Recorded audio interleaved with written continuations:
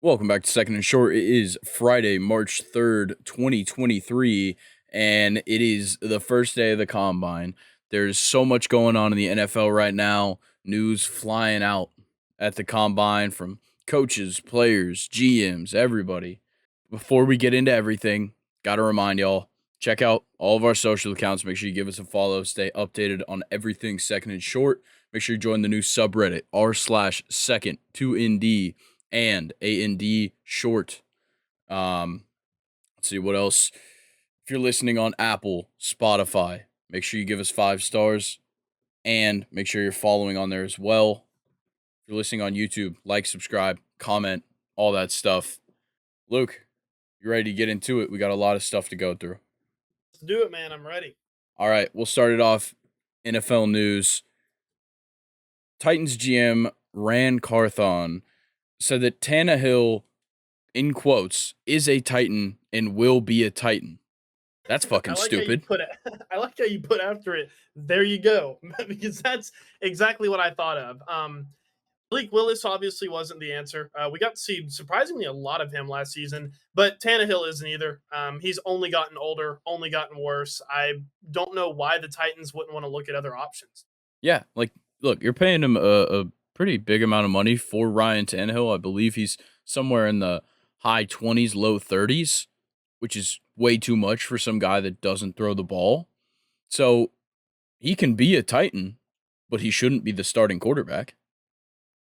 Exactly. And with a really really good quarterback like free agency market and draft, really, there's a lot of quarterbacks around. That could end up on different NFL teams, and I don't know why the Titans are playing it passively because I don't know about you, but in my lifetime, I can't remember a time in the NFL where there was this good of a quarterback draft class and this good of this like the amount of good quarterbacks in the free agency is ridiculous this year, and the Titans are just pretty much playing dead. I don't understand. Yeah, and outside of just free agency, the draft has some solid QB options. Obviously, it's a little bit more top heavy, and a lot of those teams up there at the top are looking quarterback. But there's guys in the second round, even late first, that could be starters. A lot of options there. I'm blanking on his name right now, but the kid out of Stanford looks really good. People really like him. Obviously, like Max Duggan, Hendon Hooker, a lot later in the draft, Stetson Bennett, guys like those are the kind of guys you can draft. Yeah, sure, you can let Tannehill play over him for a little bit, but if you see just a glimpse of something good, give him a shot because Tannehill does not have that job locked up. Yeah, I think with the Titans, they were had a good first start of the season, horrible second half of the season. I don't know why you're playing it passively because they had a round even record. They weren't completely horrible, and with a good quarterback, who knows what it could do for them. But they're just playing it too passively. I think they should be more aggressive. Yeah, we'll just have to see what they do because you're right. There's a lot of things that need to happen with this Titans team to get back to where they were just a few years ago. Like they were 1 seed in the AFC just a couple of years ago, and what they made an AFC championship game, right? Yeah, and it took the Chiefs to beat them. Yeah, like they were a fantastic team, and now it just seems like they've lost everything. And on top of it, they're letting people leave. They cut Taylor Lewan. Obviously, he's been dealing with tons of stuff over the last couple of years, so he wasn't quite worth the money you're paying him. You also cut Robert Woods, who obviously seemed like he wanted to go. But yeah, it just seems like the Titans are in a really weird spot right now, and it looks like all they've really got right now is Derrick Henry. Yeah, and they traded AJ Brown in the Yep, draft. never gonna Just let them their live that one down. Oh no, and dude ended up being a Super Bowl champion. So I don't understand the Titans because we could go on and on. They're, in my opinion, they're not the worst team in the NFL. They have a good group of guys, but there needs to be a lot of changes that are made, and I think it needs to start with the quarterback. I respect them for sticking with Tannehill because he was there.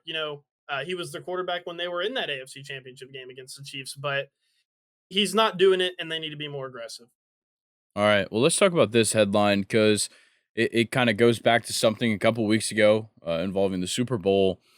Ex NFL groundskeeper George Toma, who I believe I might be wrong on this just a few years back he retired, but before that he was in charge of the groundskeeping for every Super Bowl for the entire his entire career with the NFL. Wow. He came out and said that the field for the Super Bowl was overwatered. That was the problem. It wasn't the grass itself, but the fact that they overwatered it in preparation. I just can't believe that we've had issues 2 years in a row. You know, you had Odell tear his ACL in the previous Super Bowl, and then there's more issues with the ground, with the grass in this past Super Bowl. Just I don't understand all the craze around it. It just, I mean, it's just a field. Yeah, I don't get it. You know, just let them play on a normal field. Let them play on whatever was already there. Because what's the use in growing grass for 10 years to put in an NFL stadium, and then I have a feeling they probably took it away because the Cardinals didn't pay for it.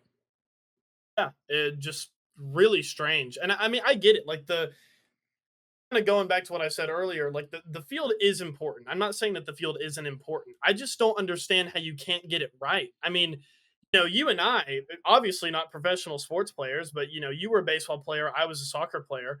Yeah, we played on bad fields, but like it wasn't ever as big of a deal as it is in the NFL. And like it's such a big deal whenever you talk about injuries, especially. And I don't know, I don't understand how they can't get the field right. Yeah, I think it's just a matter of like people wanting to one up each other. That's kind of the culture of professional sports at this point, especially when it comes to like your franchise and your facilities. It's all about one upping, whoever did it best. And they just want to keep improving. And in that takes experimentation. I just feel like you shouldn't be experimenting in the Super Bowl. Exactly. I think honestly, the next one, let them play like in mud or something. That'd be fun. Yeah, let him play. I don't know if you ever watched. Deion Sanders did like a small like documentary thing with Barstool when he first got the job at Jackson State. Their practice field that they played on was grass, and it was just like uneven as fuck, like Wow. thin grass, like a bunch of mounds. They should play on that for the Super Bowl. Take it back to Yeah, like Jim Brown days. I feel like that's what he should. played on.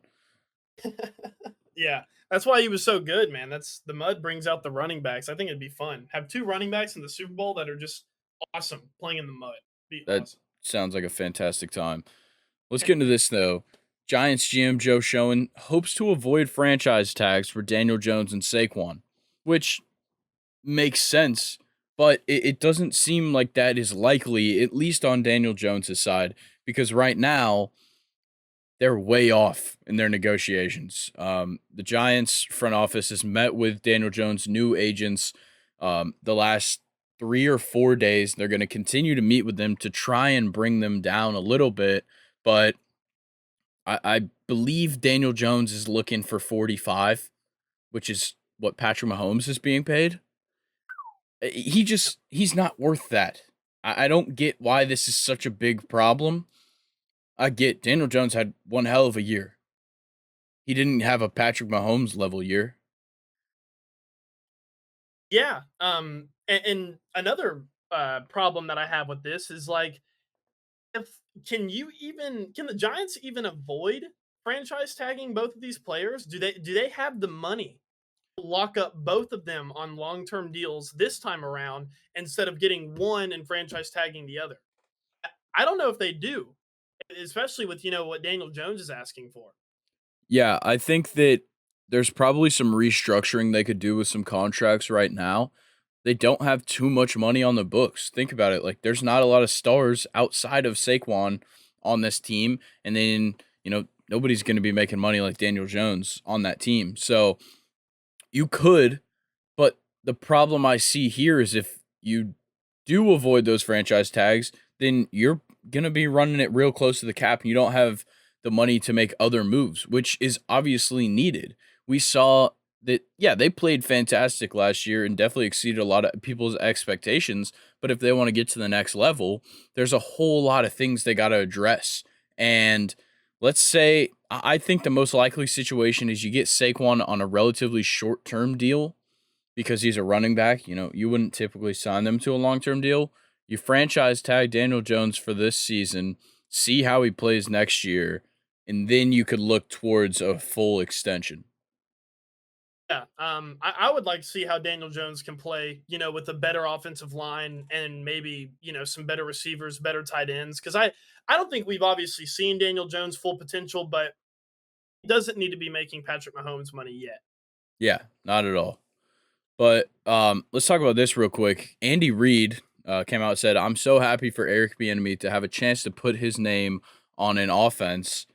I'm glad that Andy Reid is totally fine with his coordinators leaving. I think he's very aware that he can be flexible with the talent he has on this roster.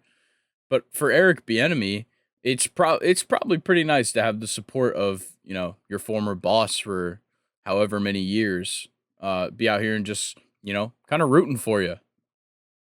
Yeah, it seems like his number one supporter, honestly, and it's just cool to see. Andy Reid. He's been a head coach for a while. He's been an awesome head coach for a while, and it's just cool to see him root for guys that came from his tree. Because I mean, why wouldn't you? I mean, I'm sure they learned a lot for you. Selfishly, I'm sure it'd be cool to see them succeed in some way, honestly. But I don't know. It's cool to hear Andy Reid say that. Yep. And then the Bengals GM Duke Tobin was asked about the contract extension for Joe Burrow. Said it's not done yet, but it will get done. And I think it's likely that it's done this offseason. They already said that they're not going to give up T. Higgins, which some people thought was the case to open up some more money for Joe Burrow. But I think that in this situation, they talked to Joe Burrow and was like, okay, well, if you want, you can take a pay cut and we can keep T. Higgins so that you still have him as a weapon. And I'm sure Joe Burrow was fine with that. He doesn't seem like the kind of guy that is like, no, you can get rid of him so I can make more money. Yeah, for sure. One thing I did want to bring up though, and this was a couple months ago, Bills GM, Braden Bean, I think is his name, quoted, they have a good team right now, but they have an advantage of having a rookie quarterback contract on their team. And it just kind of makes me wonder, and this is, I guess, kind of a question for you, Grayson, is obviously Burrow's going to get his bag, right? It's probably going to be stupid money. But just offensively alone, this Bengals team is loaded with talent that is more deserving of, pretty good contracts themselves, I would say. You got Joe Mixon, Jamar Chase. I want to say maybe a couple good offensive linemen like Lyle Collins might, want more money eventually. They are losing Jesse Bates this year, or no? Yeah, they are going to lose Jesse Bates this year, I believe. But what do you think a Joe Burrow contract extension means for some of the rest of the guys on the football team? I think that there's not a lot of guys that should be threatened by that move whatsoever, especially when it comes to their contracts themselves. I think the Bengals are going to do what's in the best interest for this franchise in general, which is signing Joe Burrow long term. That is your best option. Obviously, they'll get to Jamar Chase when they can, which will probably be next year, because that's the first year he'll be eligible to restructure. But when it comes to guys like Joe Mixon, I believe he was paid last year. I could be wrong, um, but I don't I'm not think even he sure. needs to be paid immediately. T. Higgins, he's locked up. I'm pretty sure Tyler Boyd is on something short term, but I feel like Tyler Boyd is the most expendable of the three. I'd be most willing to give up Tyler Boyd out of that group. But yeah, I feel like when it comes to this offense, I think they all understand that they're there for one reason, and it's Joe Burrow. And I don't know. I think they should be able to accept the fact that he's going to get the bag. Yeah, I just think that with the free agent market in the entire world of sports right now, I just think it kind of leans more towards, if this guy gets paid, then I'm not going to be around, type thing. And it just kind of, I don't know, it just makes me wonder, what this Bengals offense could look like after this Joe Burrow contract. After he gets signed to a huge deal. Because I mean, all across sports in the entire world, dudes are getting paid, and I feel like players are becoming more aggressive in their negotiations. So I don't know. It was just something interesting I wanted to ask you. Yeah, I think that there's definitely a possibility that if Joe Burrow is extended in this offseason, he becomes the highest paid quarterback of all time. I think that's most definitely a possibility. Honestly, more than it's not. But I think at the same time, the Bengals and Joe Burrow are going to do what's best for the franchise, especially because Burrow is most definitely going to sign something long term. So it's not just him that he has to worry about here. It's the rest of this team's future. And obviously, he is the biggest part of it, but he understands that if he takes a little bit less money, that means they can pick up some other guy where they need it. And it kind of is all on how Joe Burrow feels, which is crazy to say that, their third year, going into his fourth year quarterback, everything that's happening with this franchise relies on what decisions he makes.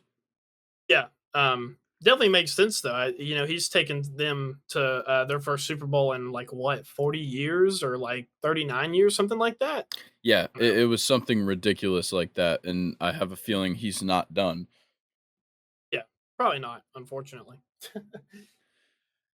Eagles GM Howie Roseman had something had to say a little bit about the QB sneak. It seemed like all of the Eagles staff that talked at the combine this week was getting asked about it just because of how flawlessly the Eagles run that play. And he said that it shouldn't be outlawed just because it works. And I'm kind of in the same boat here. I don't know how you feel about the QB sneak, but I feel like you can't just penalize the one team that does it right when everybody else could. They just don't. Yeah, I don't get it either. I just can't stand like this. Like I don't know. I hate soft comments like this. No, the QB sneak should not be disallowed. Get interior defensive linemen that will fucking eat a quarterback. Like, just stop it. I mean, of course, in the Super Bowl, it literally looked like a cheat code with how well the Eagles were running it. But I mean, there are definitely defensive, interior linemen that are good enough to stop QB sneaks. You just got to find them. Yeah, that'd be I think like it's something that defenses are just going to have to, adapt and game plan to it. Yeah, it'd be like after the 2017 Super Bowl that the Eagles won being like, you can't throw to the quarterback." Exactly. Yeah, just I mean, stop it. Yeah, get better at football, and this wouldn't be Yeah, a conversation. exactly. It'd be different if it was like the horse collar tackle, but Yeah, this is just a play that like they created rules to allow it to happen at this level that they're doing it because people have been QB sneaking forever, but in recent history, they, allowed people to push from the back, and it's made the play 10 times easier to convert on.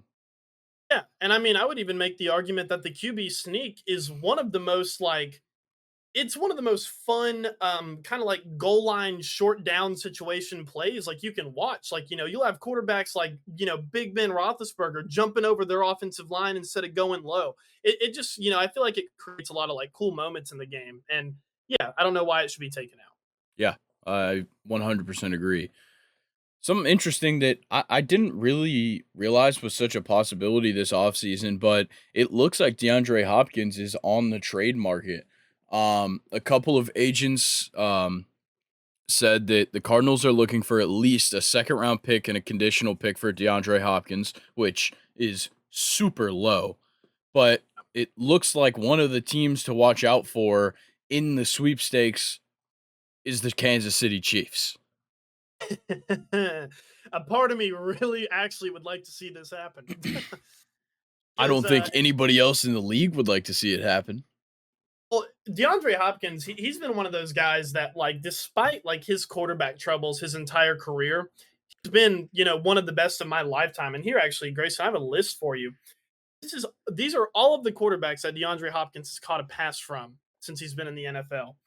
You have Matt Schaub, Case Keenum, Ryan Fitzpatrick, Ryan Mallett, Brian Hoyer, TJ Yates, Brandon Whedon, Brock Osweiler, Tom Savage. Deshaun Watson is probably the first really good quarterback on this list, but I wouldn't even really say that he was like one of the best in the league with DeAndre Hopkins. Might be a hot He take, but was. just my opinion. No, he was. Okay, well, we disagree there. AJ McCarron, Kyler Murray, iffy. Colt McCoy and these 2 I actually don't know of, but David Blau and Trace McSorley both got, game time this past season. I don't know if Yes. he ever, played or caught a pass with DeAndre Hopkins, but those Um, quarterbacks are not very good. And I think if DeAndre Hopkins was finally able to get a stable elite quarterback, I mean, especially like Patrick Mahomes, I don't even I mean, that would just be stupid good. yeah, I can confirm that David Blau and Trace McSorley both started games late in the season for the Cardinals. So, I would assume that DeAndre Hopkins caught a ball from both of them. So, yeah, that's a ridiculous list. Yeah, I look, DeAndre Hopkins is a generational talent. There's no doubt in that. But what other teams do you think should be looking at trading for DeAndre Hopkins? Uh, I mean, shit, Baltimore. Who's another team without wide receivers? Tennessee. I mean, those are just 2 off the top of my head. What do you think? I don't know. I think both of those are very conditional because DeAndre Hopkins can kind of choose where he wants to be traded at this point because he kind of has that veteran role where the team's not just going to trade him to some random team for a second rounder and a conditional pick if he doesn't want to go there. He gets that respect. So if the Titans don't pick up a new quarterback, I wouldn't want to go there. And if Lamar leaves, I don't want to be in Baltimore. Did you see Huntley in the Pro Bowl though? I did. Oh man, he was actually surprisingly pretty good, He but was. I'll yeah, admit it. not somewhere where I think DeAndre Hopkins would want to go. And I think personally, DeAndre Hopkins probably wants to play with an elite quarterback at this point. Yeah, he deserves it at this at this stage in his career. He deserves to play with a star quarterback. All of the best wide receivers at some point played with a top tier quarterback, and he just hasn't gotten that opportunity. Maybe the Packers. Yeah, but Rodgers might leave. That's the problem right now. Yeah, I don't know. Maybe I think he'll stay. If Aaron Rodgers stays, that could be pretty cool. Yeah, and we'll talk a DeAndre little bit Hopkins about staying. that in just a second. Before we Sure. do talk about Rodgers, though, Eagles, they have hired their defensive coordinator, Sean Desai. I believe he was with the Seahawks prior to this. I could be wrong Okay. there, but I think this is a fantastic move. They've kind of gone still relatively young on their coordinator, so they still have a pretty young coaching staff, which I like to see. And but there's also still NFL experience here, and they kept a lot of their secondary coaches. Not too many of them have left, so I really do like where what holes have been filled by the Eagles. Yeah, just looking at Sean Desai right now, he actually spent like a good actually, no, 8 years with Chicago, and he was their defensive coordinator in 2021. But that was his only year, and then he went to Seattle and was their associate head coach and defensive assistant. So I don't know. No, what do you think? It's interesting because look, the Eagles obviously they kind of got their house cleaned. It's like somebody broke in and robbed them, but yeah, you lose your offensive coordinator, you lose your defensive coordinator. You lost a couple of assistants, but not too many. You promote your quarterback's coach to the offensive coordinator role, and now you go for an outside hire at defensive coordinator. I still think they made the right moves, but I do have to commend Nick Sirianni for not letting the coordinators that left for head coaching jobs take a bunch of assistant coaches because Sirianni really had to pitch these guys to not follow Gannon and Steichen to their respective teams. So it shows the leadership of Sirianni amongst his coaches, and I think it kind of shows the front office as well as Sirianni's willingness to kind of stay at the same level they were at despite the losses they had. I I think Sean Desai is he'll be a decent defensive coordinator for them. I just think that they may have gone too young. I mean, they've lost, both their offensive and their defensive coordinator this year. I feel like they might need a little bit more experience in in like one of those coordinator roles to, kind of like I don't know, like piece together the losses that they've had in their coaching this past off season, but I don't know. It could work out. I mean, the young guys can be good sometimes. I don't know. I'm very 50-50 on this one, I think. Yeah, and look, we're in a very developing stage right now in this league. It's a whole different ball game, and I think we're kind of settling into this new era with the young quarterbacks we have, and it seems like the success across the NFL right now is by the youth. And look, we're seeing young head coaches like Sirianni and like Sean McVay is still young. Like there's so many guys out there right now that are talented and they're young.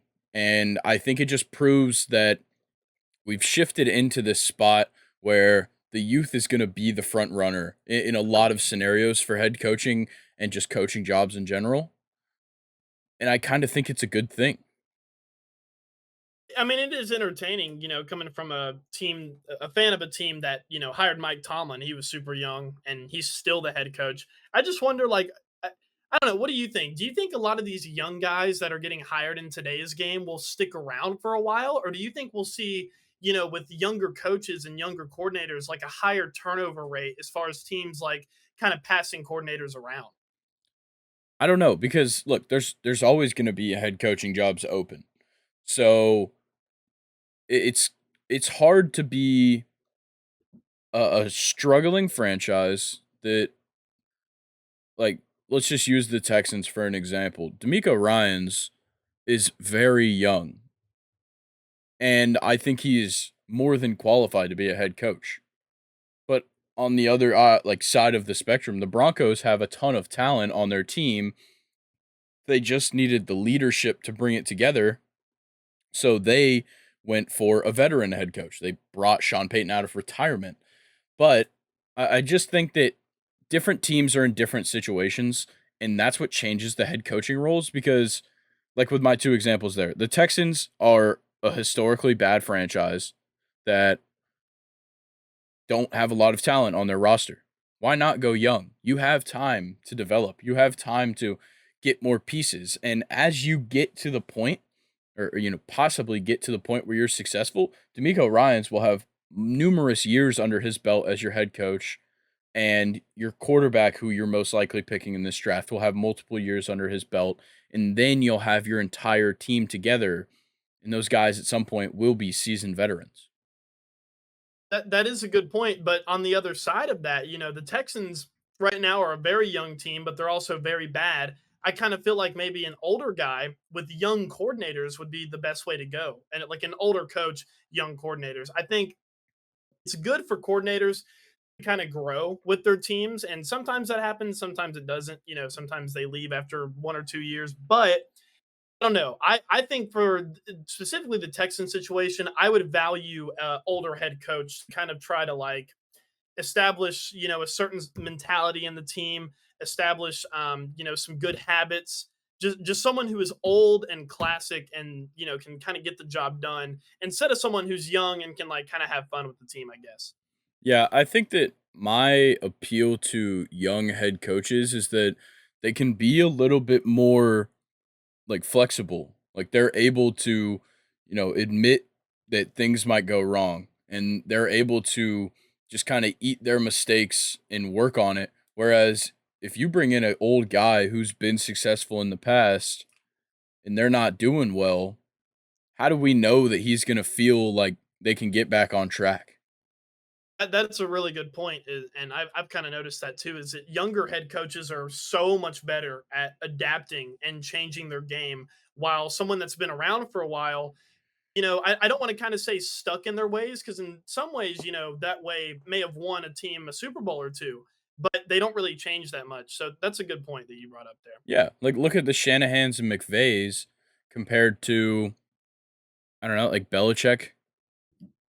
Th- Yeah. These teams like McVay made it to a Super Bowl with Jared Goff, got rid of a ton of talent, brought in Matthew Stafford, and then won a Super Bowl with Matthew Stafford. Bill Belichick lost to Tom Brady They haven't brought in shit.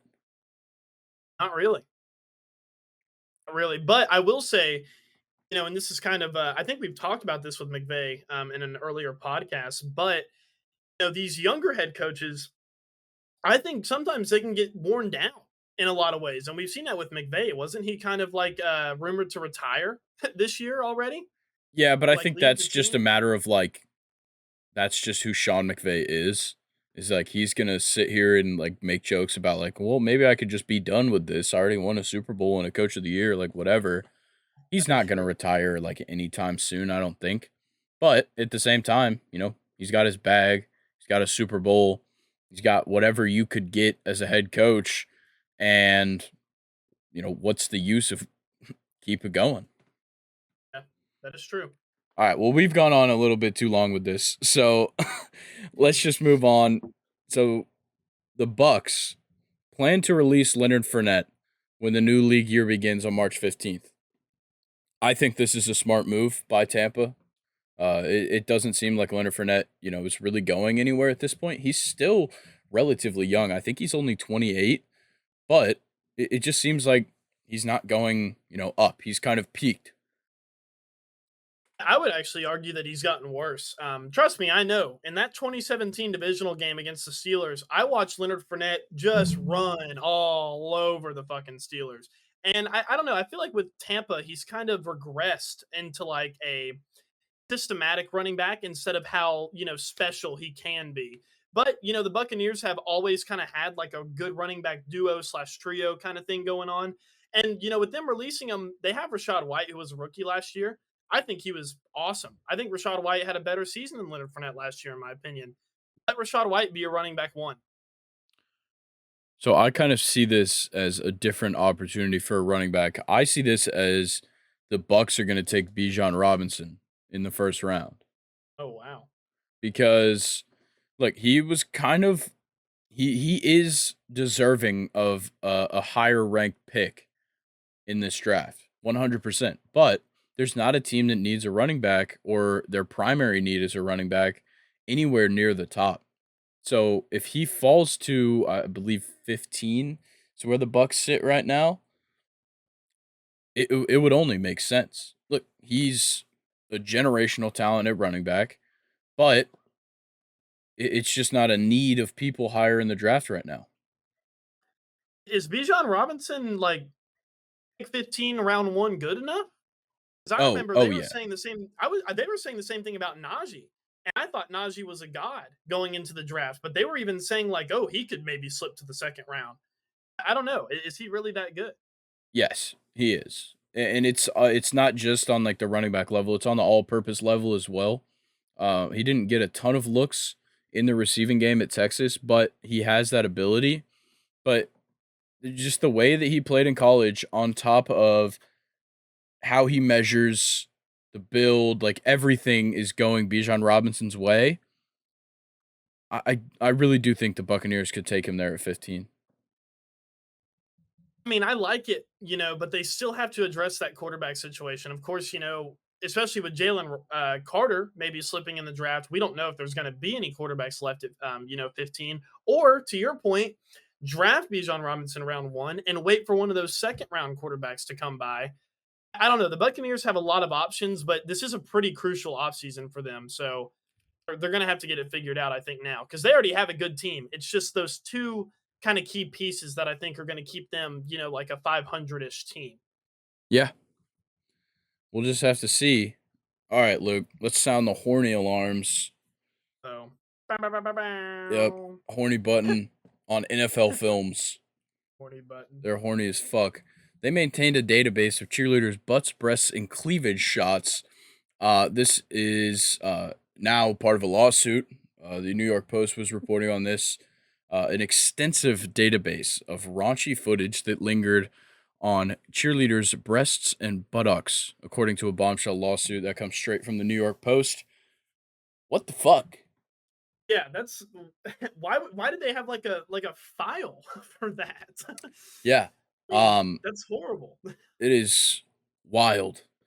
And let's see. So the suit alleges that NFL Films, which bolstered the league's popularity with, yeah, okay, whatever, They used timestamps to catalog clips that included cheerleaders, butts, rear ends, a female fan in a bikini top, naughty camera work, close up of cheerleaders' breasts, cleavage shot, and shot of quote unquote endowed women. Um, Come on. this is fucking horrible. Yeah. Like, I don't get it. yeah, why y'all saving this shit? Exactly. Why? Porn is free, brother. Exactly. And NFL Films, like, that just sucks because they make some of the coolest videos. Oh yeah, So why you got to go and tarnish your name like that? Come on. it is bad. All right, enough of people being horny. Let's talk about Aaron Rodgers. He said that he's going to make his decision, in quotes, soon enough. If you think I'm being a diva, just tune it out. All right. And then he also said, I'm under contract with the Packers. So if I decide to play, first it's a conversation with them and asking, where are you guys at? I've been there for 18 years and have so much love for the organization and Green Bay. 18 years. That's a teenager. First of all, that's crazy. Yeah. Second of A all, long time. Packers GM seems to not even need this conversation because he was talking to the combine and he said that Jordan Love is ready to start and needs to play.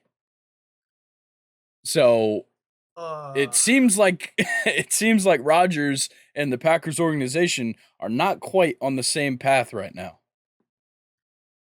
yeah, and I mean, I don't know. I don't think there's a lot of guys in the Packers organization that, have considered, making their decisions in a dark room in the forest or whatever the fuck he did.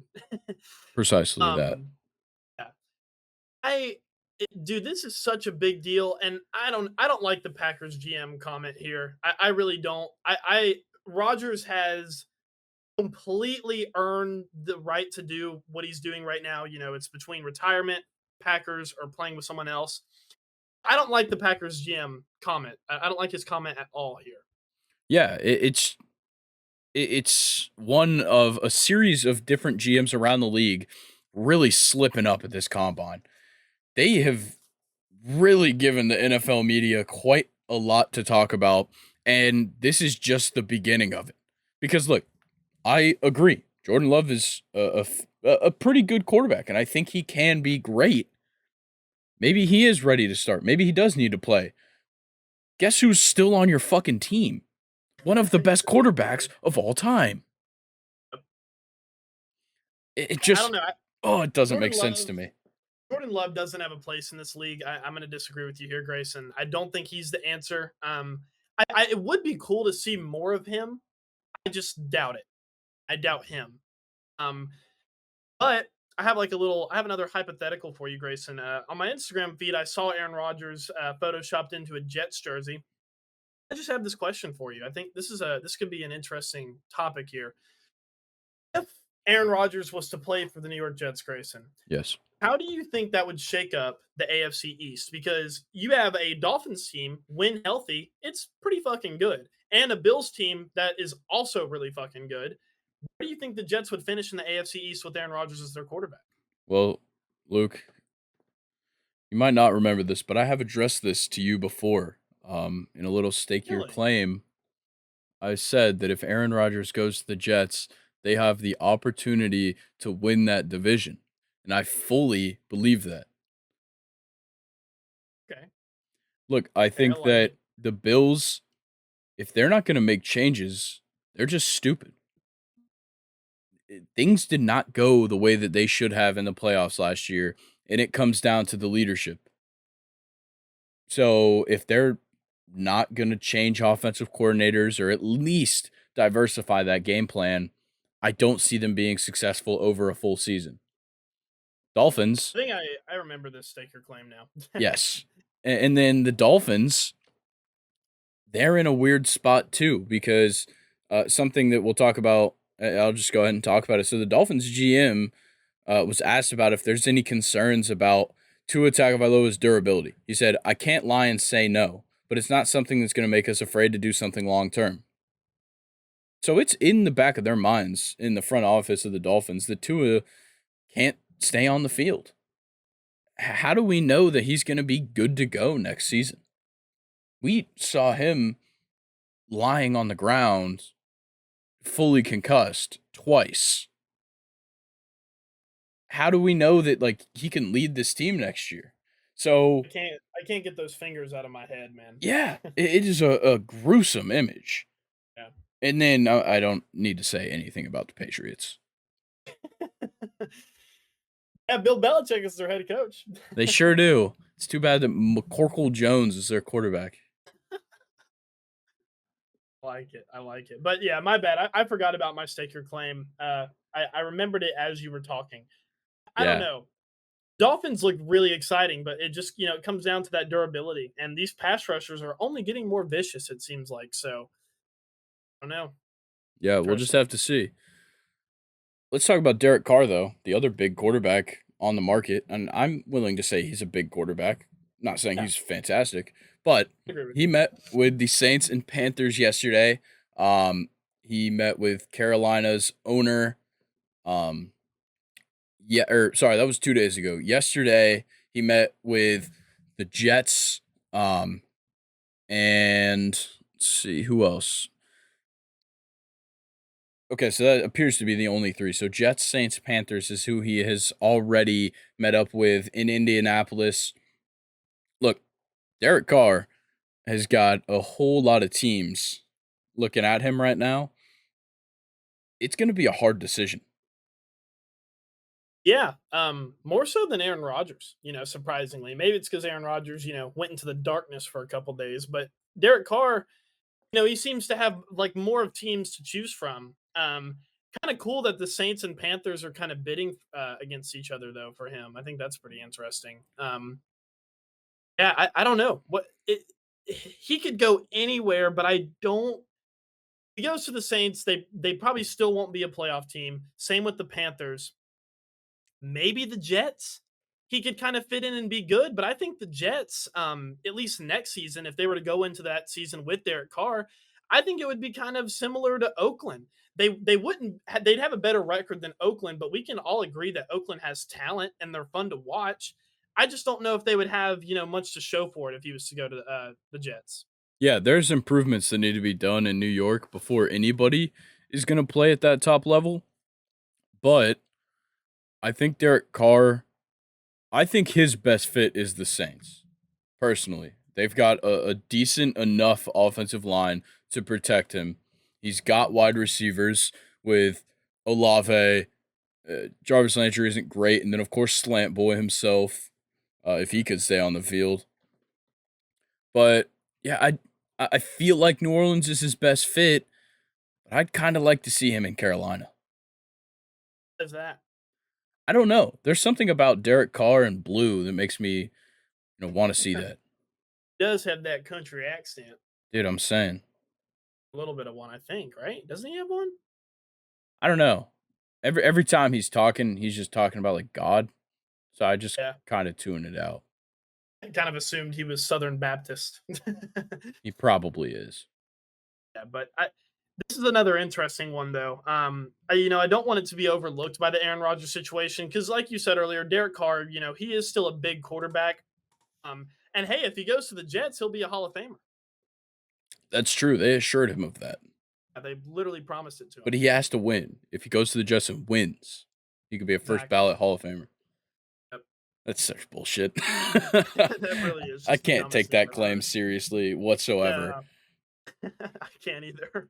All right, let's talk about this a little bit. So Texas Tech edge in top 5 projected in some mock drafts, Tyree Wilson said that he's met with the Bears twice, including one um, where it was said that he fits the Eberflus mold. Um, this is interesting because if the Bears are meeting with edge rushers, it makes me see and we already kind of know they're shopping the first pick, but if Tyree Wilson is the case, that means that they're most likely not going to trade with the Texans because in that case, you'd take Will Anderson. But, it maybe they're looking at a spot probably near like the 5 to 9 in the draft. So that means that maybe they trade with Raiders, Falcons, possibly Panthers. Those are kind of the three teams there. So I don't know. There's kind of no telling where they could trade to, but there's a couple of teams that might be interested in getting that one. I obviously it's up to the Bears and who they want to trade with, but I thought Indianapolis were kind of like the front runners in trying to get this pick. Okay, so I was kind of in the same boat. Um, and then their GM during the combine has kind of talked about how like they know what they'll do with the fourth pick because if things stand the way they are right now, and let's say the Bears don't go quarterback, then you're still going to get the second best quarterback because the Cardinals aren't going to go quarterback. Yeah. So they're in an interesting spot. If they really feel like the guy that they just is exceptionally better than the next is going to be taken at one, they'll trade up. But they're going to have to give up some decent value, probably future first round picks or a second this year on top of their pick to get to one. Because look, though 1 and 4 are not far apart, it's a huge difference in value. Especially this season, with all the quarterbacks. I just I was gonna make a point to something that you just said. Totally forgot. Oh, if the Bears take quarterback, I will apply for an NFL GM job. Because that would just piss me off so much if the Bears drafted a quarterback. Yeah, It would just be when so their dumb. running back was like seventh in the league, or their quarterback, sorry, was seventh in the league in rushing yards, and Exactly. And had honestly it kept him in a ton of games, though they yeah, were the worst team in the league. He kept a lot of games close when they should have got their ass kicked. dude, it felt like for 4 weeks straight, Chicago or Justin Fields had a play that was like the coolest play of the week that week for like 4 weeks in a row. It was absolutely ridiculous. If Yeah, they trade quarterback, I'm done. I'm gonna apply. I'm not done. I'm going to join the NFL. yeah, you will already have a job. Exactly. If they do that, maybe you could get the Bears job. I would love that. Absolutely love that. There's a I lot don't of know. things that I could do with this team. Not a fan of the cold, or I'm not a fan of that cold. I prefer it to be cold, not that cold. Yeah. All right, let's talk about Jalen Carter. This whole situation is so crazy. Yeah. So the UGA player, of course, Jalen Carter, possibly number one overall pick, definitely a top four, was charged with reckless driving and racing in connection to the deadly crash that ended up in resulting in the death of a Georgia personnel staff as well as a Georgia player. And it's been reported that he was present at the scene of the crash. He was scheduled to speak with reporters at the combine in Indianapolis, along with doing his physical. He wasn't, he wasn't seen in the morning. He had obviously went back to Athens, and he posted a statement saying that he expects to be fully exonerated. Um, Look, this situation is super touchy. There's some Yeah. things that look it whatever happened here, irregardless of anything that anybody else did, two people lost their life in a crash.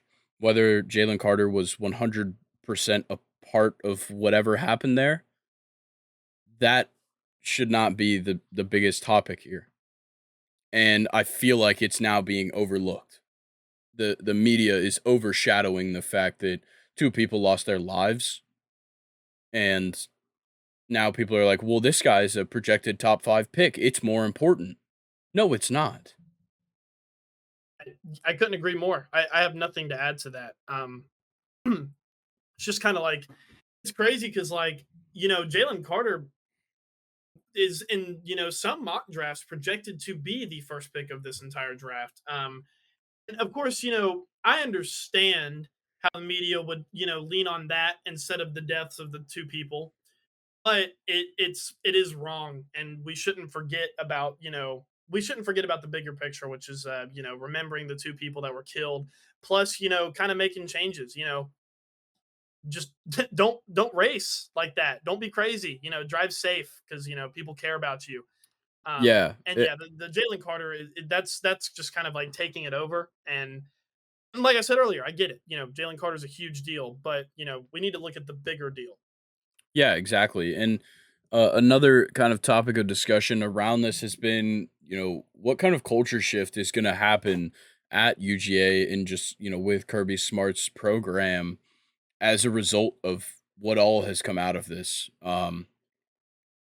Obviously, they're going to take some initiative on, driving safe, uh, possibly having people escorting players places more often than not. So, look, you can give these kids freedom, but the second that something like this happens is when you have to take a stance and make a change. And I have a feeling that is what's coming to the Georgia football program. Yeah, I definitely hope so. At least for a little while. There needs to be that reestablishment of you're important. There are people that care about you. Aside from even football, like just be safe and be safe on campus. Yeah, it's college. You're gonna have the time of your life, and you're supposed to have the time of your life. But there's no need to get killed for racing Yeah, streets. yeah, So I mean, that's really all I have to say. yeah. There's no reason to put your life out on the line. Look, every time you get in a car, you're putting your life on the line. Yeah, Regardless of how safe you drive. and other people in some cases. Yeah, and Happen to be in this case. exactly. And look, though some things may be outside of your control, it is just a risk that we all take. So why heighten that risk by doing something stupid? Exactly. So I heard it here first from Second and Short. I'm safe. Yeah, drive safe. Also, don't drink and drive. We'll just throw that one Don't out do there that. too. Don't think it's related to this, but might as well. All right, Yeah. let's talk about something that I just think is kind of funny. So the Chargers GM Tom Telesco was asked about the possibility of moving on from Keenan Allen. He said, "Keenan Allen, he's our Andre Reed. He's our Charlie Joyner. There's no thought on that. We're thrilled with Keenan." Okay, first thing off the bat, if you're thrilled with Keenan, why has everybody talked about y'all possibly cutting him? And how the fuck you guys gonna get under the salary cap then? Yeah. I don't know. Is Herbo out? Keeping Yeah, Allen? There's no way. There's no way. it's pretty hard to extend Justin Herbert when you're $56 million over the cap. It's like a couple star players right there. All right. My other gripe with this is why are Andre Reed and Charlie Joyner the two examples you use? Because if you would have chosen two Chargers wide receivers, Charlie Joyner and somebody else, it would have made sense. Andre Reed didn't play for the Chargers. So then why didn't you pick two better wide receivers? Yeah, very interesting, choice of comparison here from Mr. Tom. I don't understand it. Yeah, like you could have been like, he's our Jerry Rice. He's our Randy Moss. Yeah. So yeah, Instead, I don't know. It Andre just Reed, Charlie Joyner. yeah, I guess maybe those are his top two. It's an invalid top two, That's but his personal top two wide receivers of all yeah, time. huge fan of almost full career playing Andre Reed with the Bills, and then Charlie Joyner, who I believe was like a career Charger. Um, Yeah. let's talk a little bit about what the Raiders GM had to say. Dave Ziegler, um, he said that Devontae Adams is in the loop on the quarterback situation, and I understand this. Obviously, this has been a topic in the past where either a quarterback is in tune with what's going on here, or a wide receiver is in the conversations of who they're picking up at quarterback. But is that really going to change much? Because at least positively, because the only thing I see here is a negative. Because look, if Devonte Adams is like, sorry, I don't want to play with Aaron, or okay, he wants to play with Aaron Rodgers. Let me find a better example. Sorry, I don't want to play with a rookie quarterback. Okay, well, now you have very few options. Yeah. You have re-signing Derek Carr, which won't fucking happen, or Nope. Aaron Rodgers. Yeah, it's Pretty like much. you're kind of shit out of luck at that point. If Devontae Adams is like, I'm not playing unless Lamar Jackson's the quarterback, it's kind of fucked. Yeah. Oh, I forgot about Lamar too. I think this is more of an empty what's the word for it? An empty like kind of there is no significance in this from what the Raiders are doing. I think in other words, this is just saying, "Hey Devontae, we're really sorry that, you got traded here to a even worse team. You don't have Aaron Rodgers anymore and you played with Derek Carr and we were horrible and then lost Derek Carr. The entire reason that you moved here. So, we're going to let you look for the next one." I think that's what this move is. Yeah, like I don't think the Raiders really have any intention because your point, if Devontae Adams doesn't want to play with the rookie quarterback, the Raiders are kind of fucked, yeah. in my opinion. So Look, I I don't know. get it. He's a star wide receiver. He's getting paid a shitload of money. Yeah, he can be in tune on conversations, but his decision should not be like end all be all. Exactly. And I think the Raiders honestly have no intention of it being the end all be all. I really don't think what Devontae Adams has to say will really be taken into consideration here. Yeah, I think that's a fair point. All right, let's talk about something that as much as it probably doesn't mean anything, I'm kind of happy about it. Bobby Wagner, it's looking like it's going to be a little more possible that he goes to the Seahawks, reunites with the franchise that he was a six-time Pro Bowler with. I think this is a fantastic move. Look, Bobby Wagner obviously is not as big of an impact player as he was before, but still a solid player, and he means a lot to this franchise. Yeah, he spent the last season with a completely new, different team or new team. Sorry, I don't know why I added extra words there. A new team last season. He was still top 15 in tackles. I mean, I think he was 13th. Isn't what we would expect from Bobby Wagner, but it's still high. And personally, my childhood would like to see this happen. I mean, Bobby Wagner, I've always associated him with the Legion of Boom and the Seahawks. Kind of sucked to see him leave and jump ship to the team that won the Super Bowl, but I think him coming back, it'll do my childhood good. Yeah, I think it'd be a fantastic move. Let's talk about this real quick. Me and Brock talked a decent amount about the whole Dan Snyder and Commanders situation on Wednesday's episode. This is just kind of another advancement in this fucking crazy situation. The NFL owners are asking Jerry Jones to broker the deal with Dan Snyder to sell the Commanders. So, look, I get this, and I honestly think this is the best move possible here because, look, if he's not going to sell, ev- all of the owners hate him. So they'll just force him out. But Yeah. Jerry Jones, as much as I hate him and I hate the Cowboys, a pretty smart guy. I feel like he could bring this to a resolution. Me too. I think there's probably an argument you can make where Jerry Jones is probably one of the best and most successful owners of all time. Of course, his team hasn't won a Super Bowl since like the mid 90s, but other side of that is look what the Cowboys are like valued at now monetarily. And Jerry Jones has done a really good job. He's a good businessman. I think he has a decent football mind. Maybe sticks his nose into their decisions too much, but he's still, very good at what he does. And I think he would be, honestly, out of all the owners, the best one to broker a deal with Dan Snyder. Yeah. Yeah. I look, Dan Snyder needs to sell this fucking team. What he's done is ridiculous.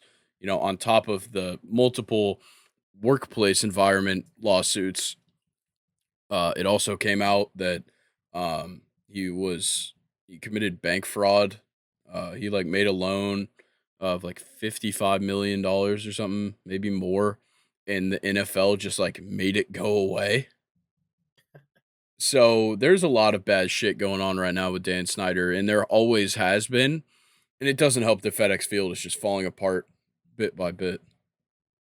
Yeah, and I mean, I think he's probably the biggest cancer in the NFL right now because I mean, he just keeps growing. He won't go away. Yeah, Need to that fucking get rid of this guy. that's true. All right, let's talk a little bit about this Ravens stuff because there's a whole lot going on with the Ravens, and it's not Oh even just yes. about Lamar. So let's start first. Ravens GM Eric DeCosta said the team hasn't made a decision on what tag they'll use on Lamar Jackson, but hope that the team gets a deal done before they have to franchise tag him. All right. John Harbaugh said that he's been texting with Lamar here and there. He's my quarterback. He's my guy. Our plans are with Lamar.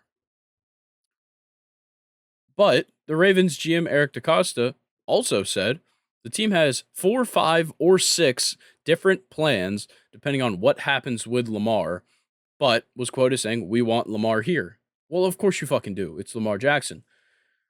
And then we also hear John Harbaugh said that he didn't have time to break down Georgia's offense during Todd Monken's interview process. So So strange. that's just a weird thing to say. Like, why do you say that? Yeah, I'd I rather don't you understand. lie and say that you did. Yeah, me too.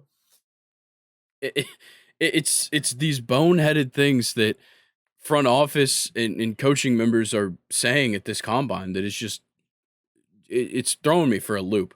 And well, It oh, go go ahead. ahead, my bad. No, you're good. I was gonna move on, Okay, so you're good. I was just gonna say that, even as a Steelers fan, I love John Harbaugh. He's a great and he's been such a consistent head coach in this league. He's a Super Bowl champion. You weren't in the Super Bowl. It's not like your offseason started later than everybody else's. Why didn't what were you doing instead of breaking down Todd Munkin's film? Like I would understand if he was in the Super Bowl. He had playoffs to prepare for, all that good stuff. But what I don't understand him saying that, dude. That's such a strange comment to make. And not only is it a strange comment to make, why didn't you? Yeah, no, I I have no explanation for that. But let's talk about probably the most boneheaded thing to say of the entire week. Still comes from the Ravens GM Eric DeCosta. He was asked about evaluating wide receivers at the combine, and he possibly gave the worst answer he could have ever given. He said, "If I had an answer, that would probably mean I have some." Sorry, I totally said that wrong. If I had an answer, that would probably mean I would have some better wide receivers. First off, before we talk about the reaction to this, why the fuck would you say that? That's that's a pretty dick thing to say, Yeah, regardless. like okay, look, we all know the receiving core for the Ravens hasn't been good, but there's still guys on your team that don't want to hear that.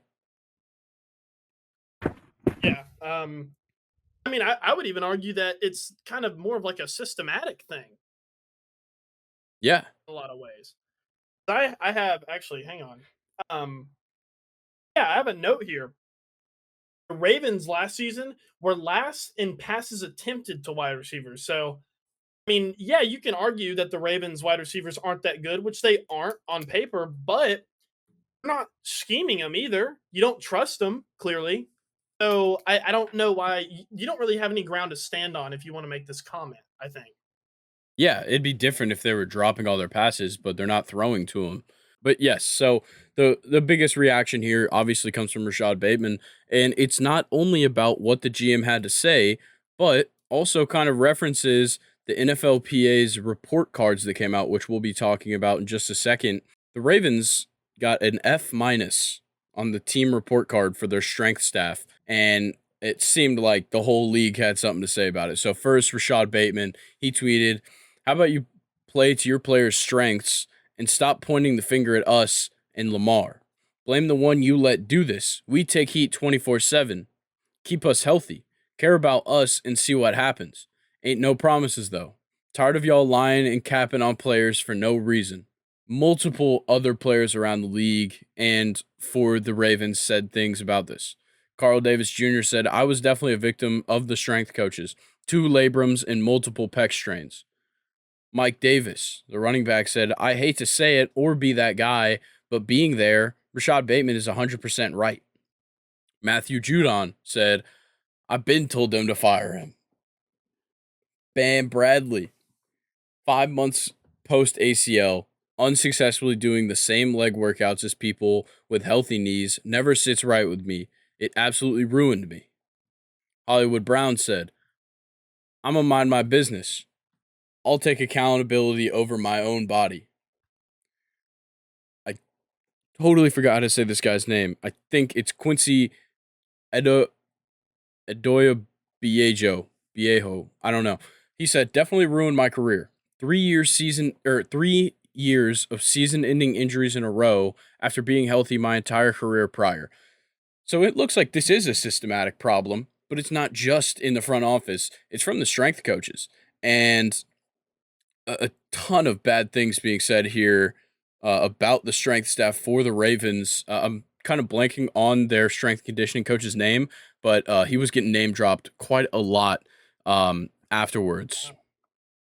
I mean, I guess if you have something like this, I think it's kind of it's definitely a good thing, that former players and current players of the Baltimore Ravens are coming together and are speaking on this because that's really the only way that there's going to be change, and there definitely needs to be a change because I mean these are pretty high caliber players and in abundance too that are coming out and talking about you. So I definitely expect Baltimore to change something.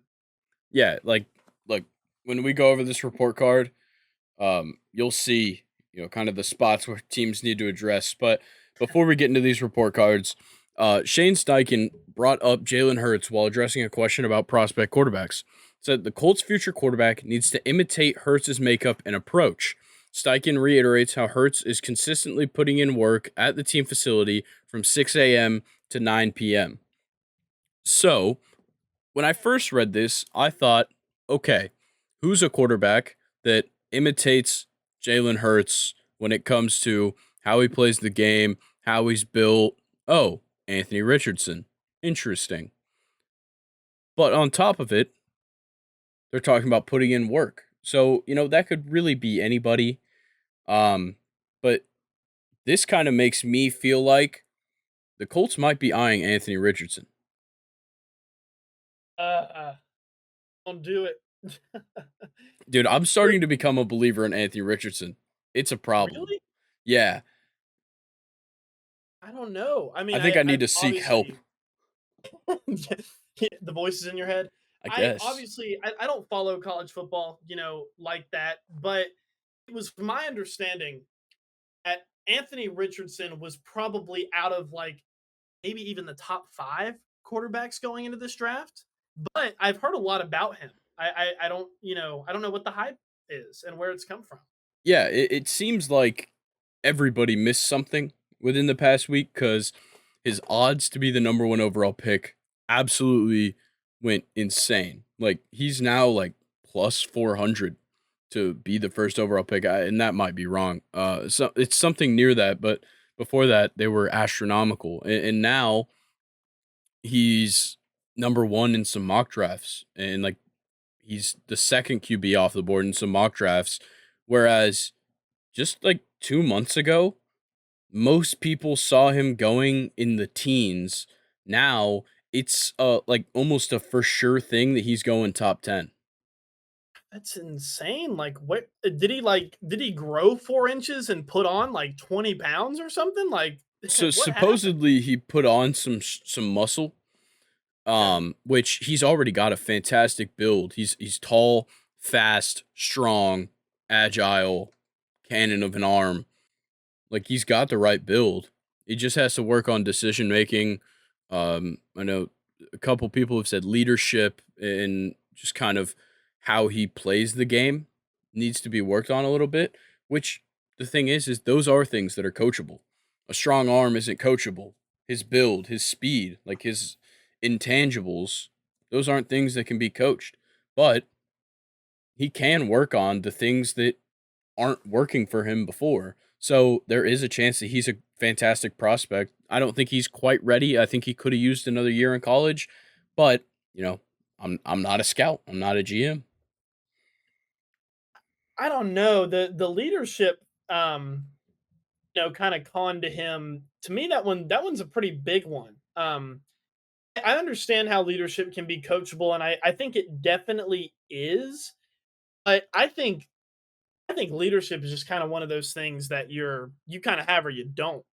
Um, it can always be worked on, especially with the right person and the right personality. But I don't know. That's just kind of strange that I've never really heard that from a lot of like scouting and like pre-draft reports of like some of the top quarterbacks not having leadership skills. It's kind of strange to me.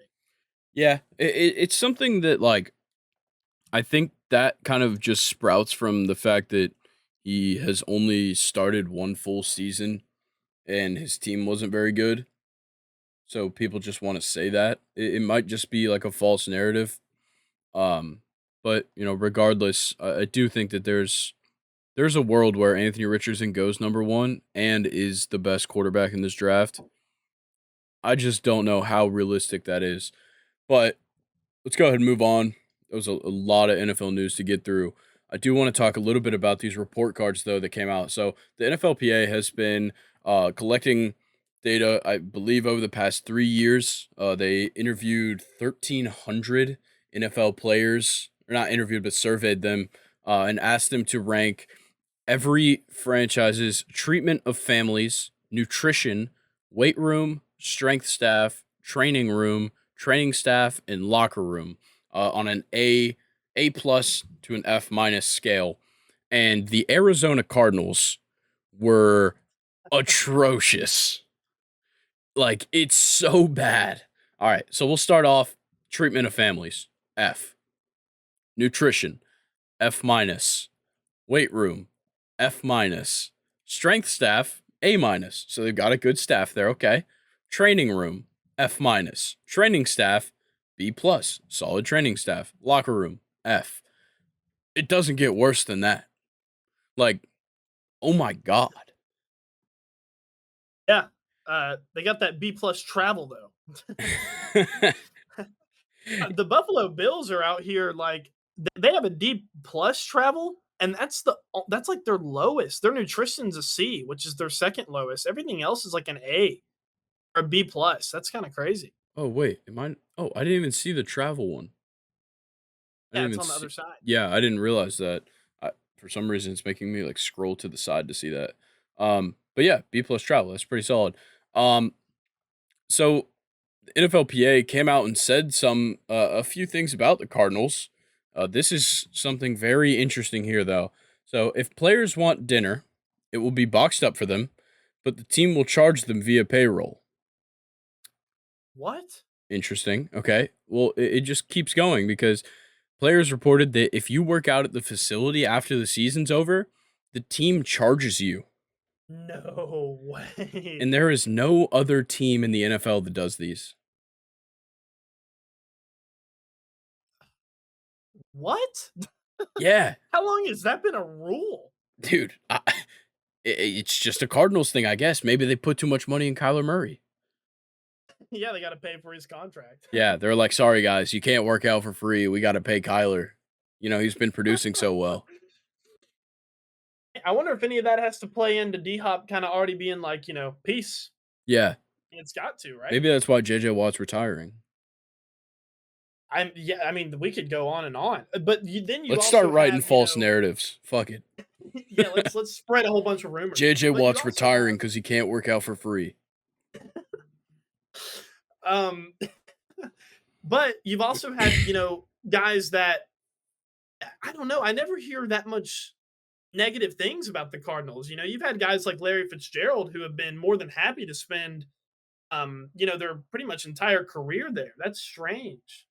Yeah, it is wild. And let's talk about our two franchises that we're fans of. So I'll just start off talking about the Falcons.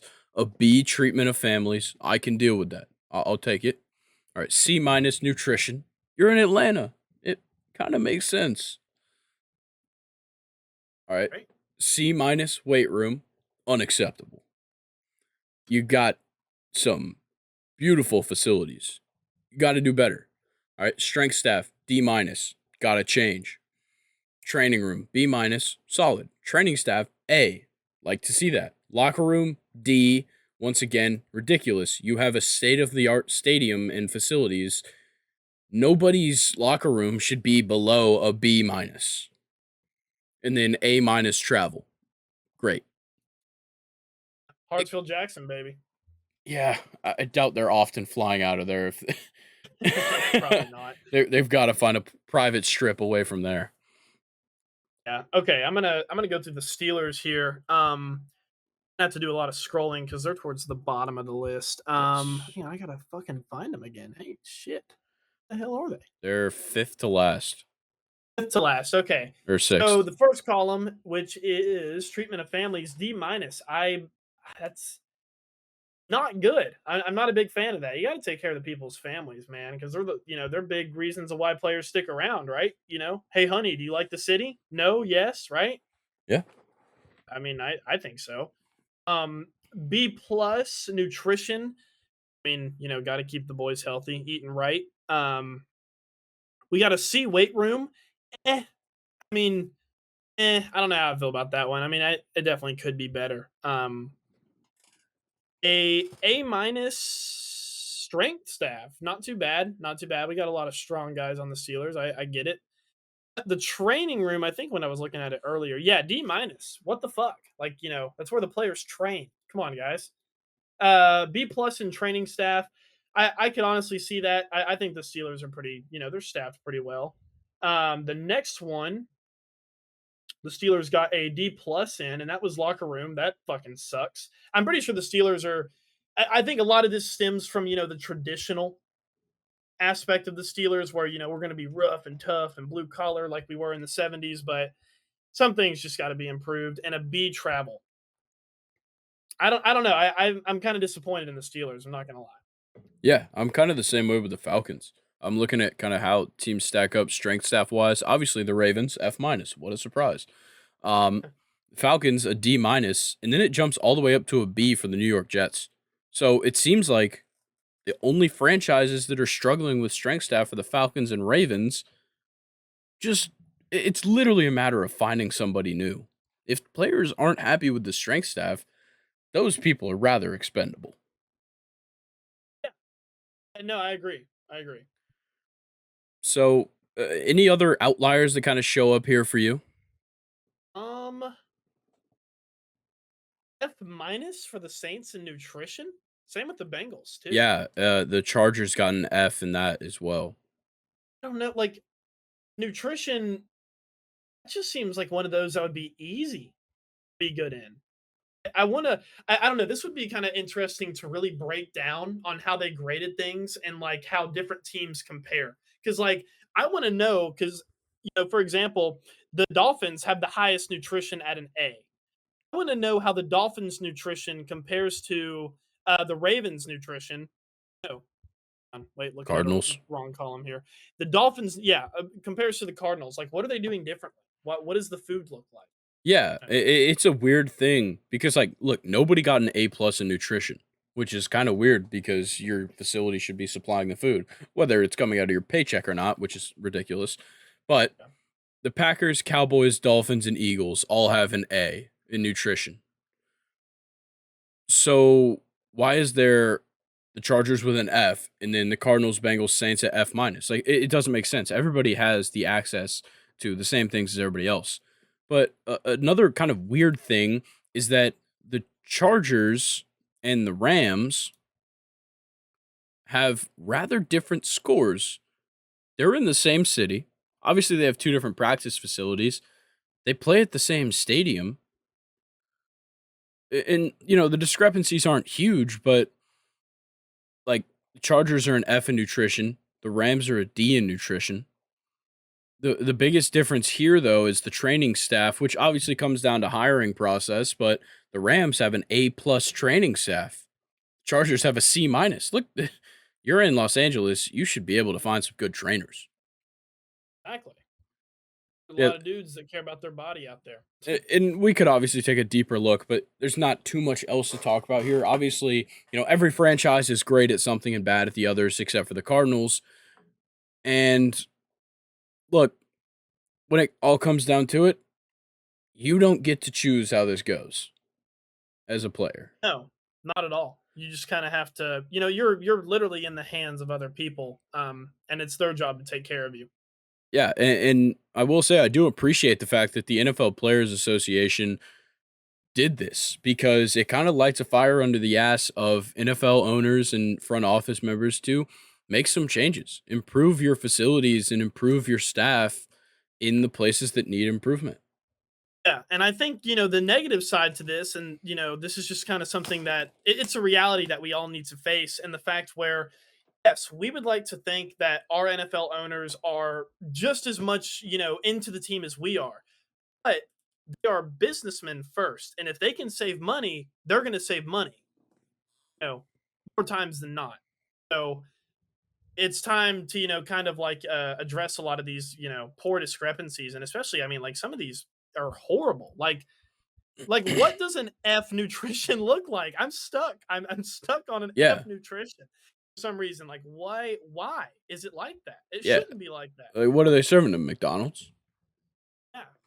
Chad Ochocinco ate it for a long time, and he only played like what, like 9 years or something? 10? Yeah. I don't know. But, All right. Let's get into our top 10 wide receivers lists. Um, ooh, I do kind of want to move through this fast because we do have a lot to talk about. We're already about an hour and a half in, but let's go ahead and get it started. Number 10, Luke, you've got the floor. I went with my man Scary Terry. This pick was so close to being Garrett Wilson for me. But Scary Terry, I think he had a little bit of the edge, and I gave him the benefit of that offense, like, didn't have a QB1 all season, and Scary Terry still played well. So that's why he was my number 10. My number 10, I gave it to Devontae Smith. He had a fantastic year, but I'd like to see a little bit better average per reception. And I think that just in general, with 95 receptions, you should be a little bit higher than 9 overall in receiving yards. Like it. I like it. My number 9, I went with Jamar Chase. Yes, he only played 12 games, but his stats were pretty damn good. And his stats suggested that they would be, a lot crazier if he were to, log in the full 17. Um, He also kind of comes in an offense where personally I think that Joe Burrow is more of a spread guy and not really a one target guy. Yeah, Jamar Chase is going to be the type of receiver to get you, your 12 receptions, 100 plus yards and multi-touchdown games, but Joe Burrow also likes to spread the ball around. And, with Jamar's stats and him only playing 12 games and kind of that spread offense, he made my number 9. All right. My number 9, Scary Terry. I think that it is outstanding. The fact that he had only 77 receptions. That's 18 less than Devontae Smith, and still, um, excuse me, and only had 5 less receiving yards. He had only 5 touchdowns, but also a lot of QB problems in Washington between Carson Wentz and Heineke, who was going to start Howell at the end of the year. Like, there was a lot going on there. And Terry McLaurin, to have a 15.5 average yards per reception, that's fantastic stuff. Like it. I like it. For my number 8, I put Jalen Waddle. People may think this is kind of low, and maybe I did kind of sell him short, but he made my number 8. I have a couple cool facts about him.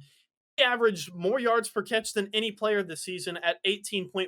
That's like 2 first downs. That's ridiculous.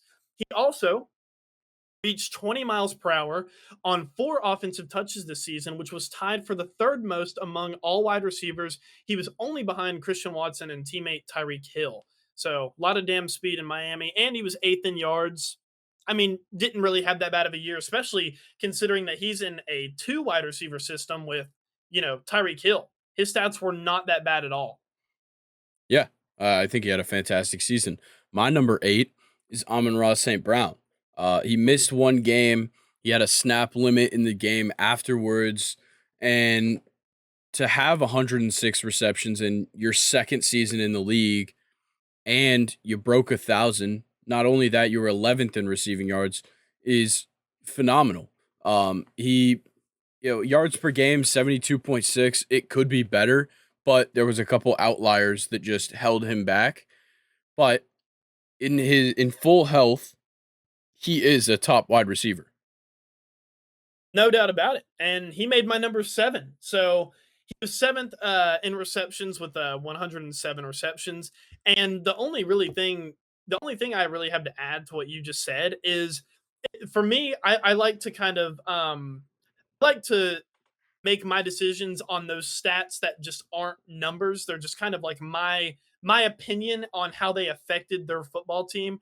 And I would say that his emergence has been the number one reason why the Lions are a threat in this league now. He's an incredible wide receiver. I love the fact that he's broken out. He is so much fun to watch. He is my number 7. All right, my number 7 is CD Lamb.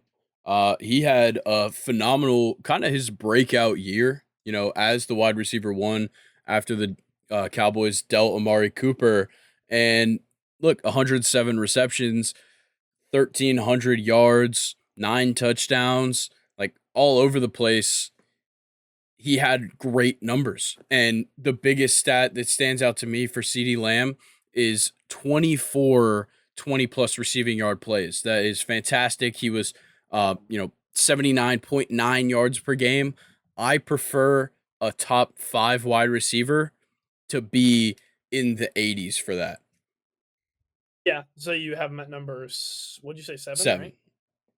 So kind of to segue into my number 6, mine is also CD Lamb. And personally, I kind of feel like I may have sold him short here.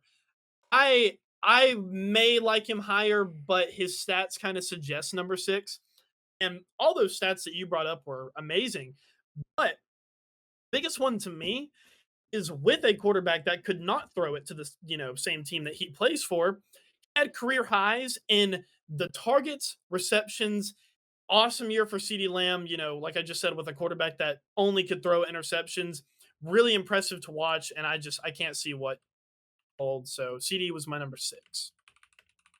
Yeah, I really like that pick. I do think I kind of sold him short at 7, but my number 6 is Stephon Diggs, and you might think that maybe that's a little bit low for Stephon Diggs, but overall his team didn't play as well as they should have. Obviously, the regular season was great, but I expect more out of Stephon Diggs. 107 receptions, just about the same amount of receiving yards as Jalen Waddle, and Jalen Waddle had 32 less receptions.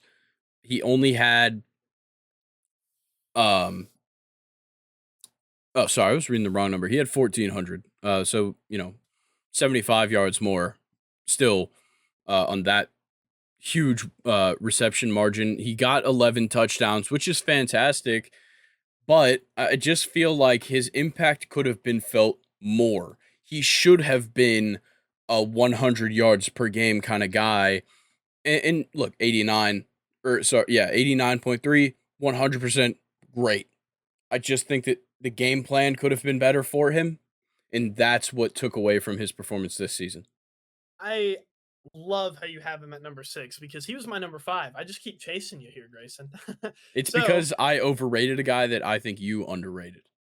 okay, yeah, that makes sense. Personally, I think kind of looking at my list now, I think I kind of would like to swap CD Lamb and Diggs, but I'm not going to do that because we're already recording. Diggs made it my number 5 pre-recording because, I mean, fantastic season. He had 108 receptions, which was 4th best. He had 1,400 yards, which was 5th best, and he was tied for 3rd with those 11 touchdowns. So mean, he's top 5 in all the 3 major receiver stats. So he didn't have a bad year. But to your point, I sold him short the exact same way that you sold him short. The game plan for Diggs was not really that good this season, yet he was still effective, of course. But for me, I think it kind of came down to Josh Allen. Josh Allen was clearly not the best we've ever seen him this year. He threw a lot of picks. And I think that's kind of why Diggs made my number 5 is because the game plan for him just wasn't as solid as I think it could have been. Yeah. All right. But Oh, go ahead. that week 1 where he was clowning Jalen Ramsey on Thursday Night Football, that was very entertaining. Sure was. What a game. What a game. My number 5, Jalen Waddle. I put him up a little bit higher. And the big thing for me here with Jalen Waddle, I talked about it. It's the few receptions he had compared to the guys ahead of him. With only 75 to put up 1,300 is phenomenal. You talked about the target share with Tyreek Hill. Tyreek had almost 60 more targets. Obviously, he caught the ball a lot and got a ton of yards, but I think it's very commendable what Jalen Waddle was able to do. 510 yards after the catch, awesome. And 21 yard or 21 20 plus receiving yard plays, 8 touchdowns.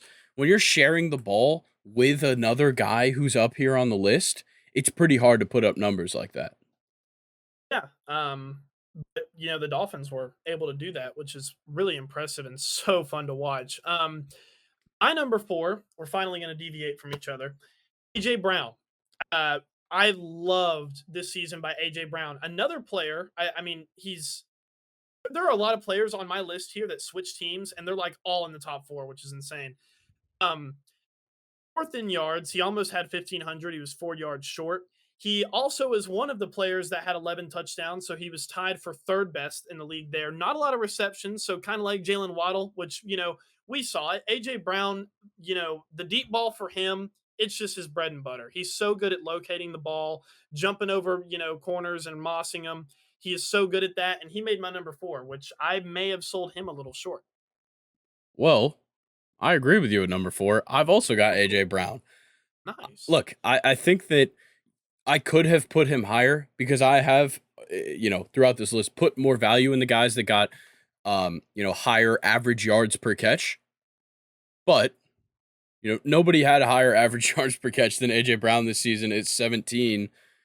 But the big thing, like you said, is the big plays, the big catches.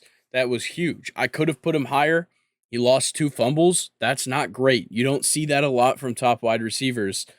On top of it, he was just fantastic. You said it. 11 touchdowns. That's tied for third. Overall, a fantastic season from AJ Brown.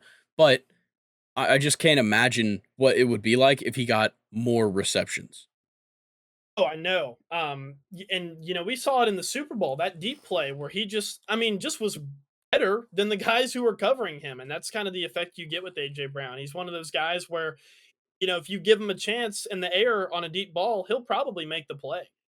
Um, all right, Grayson, my number three.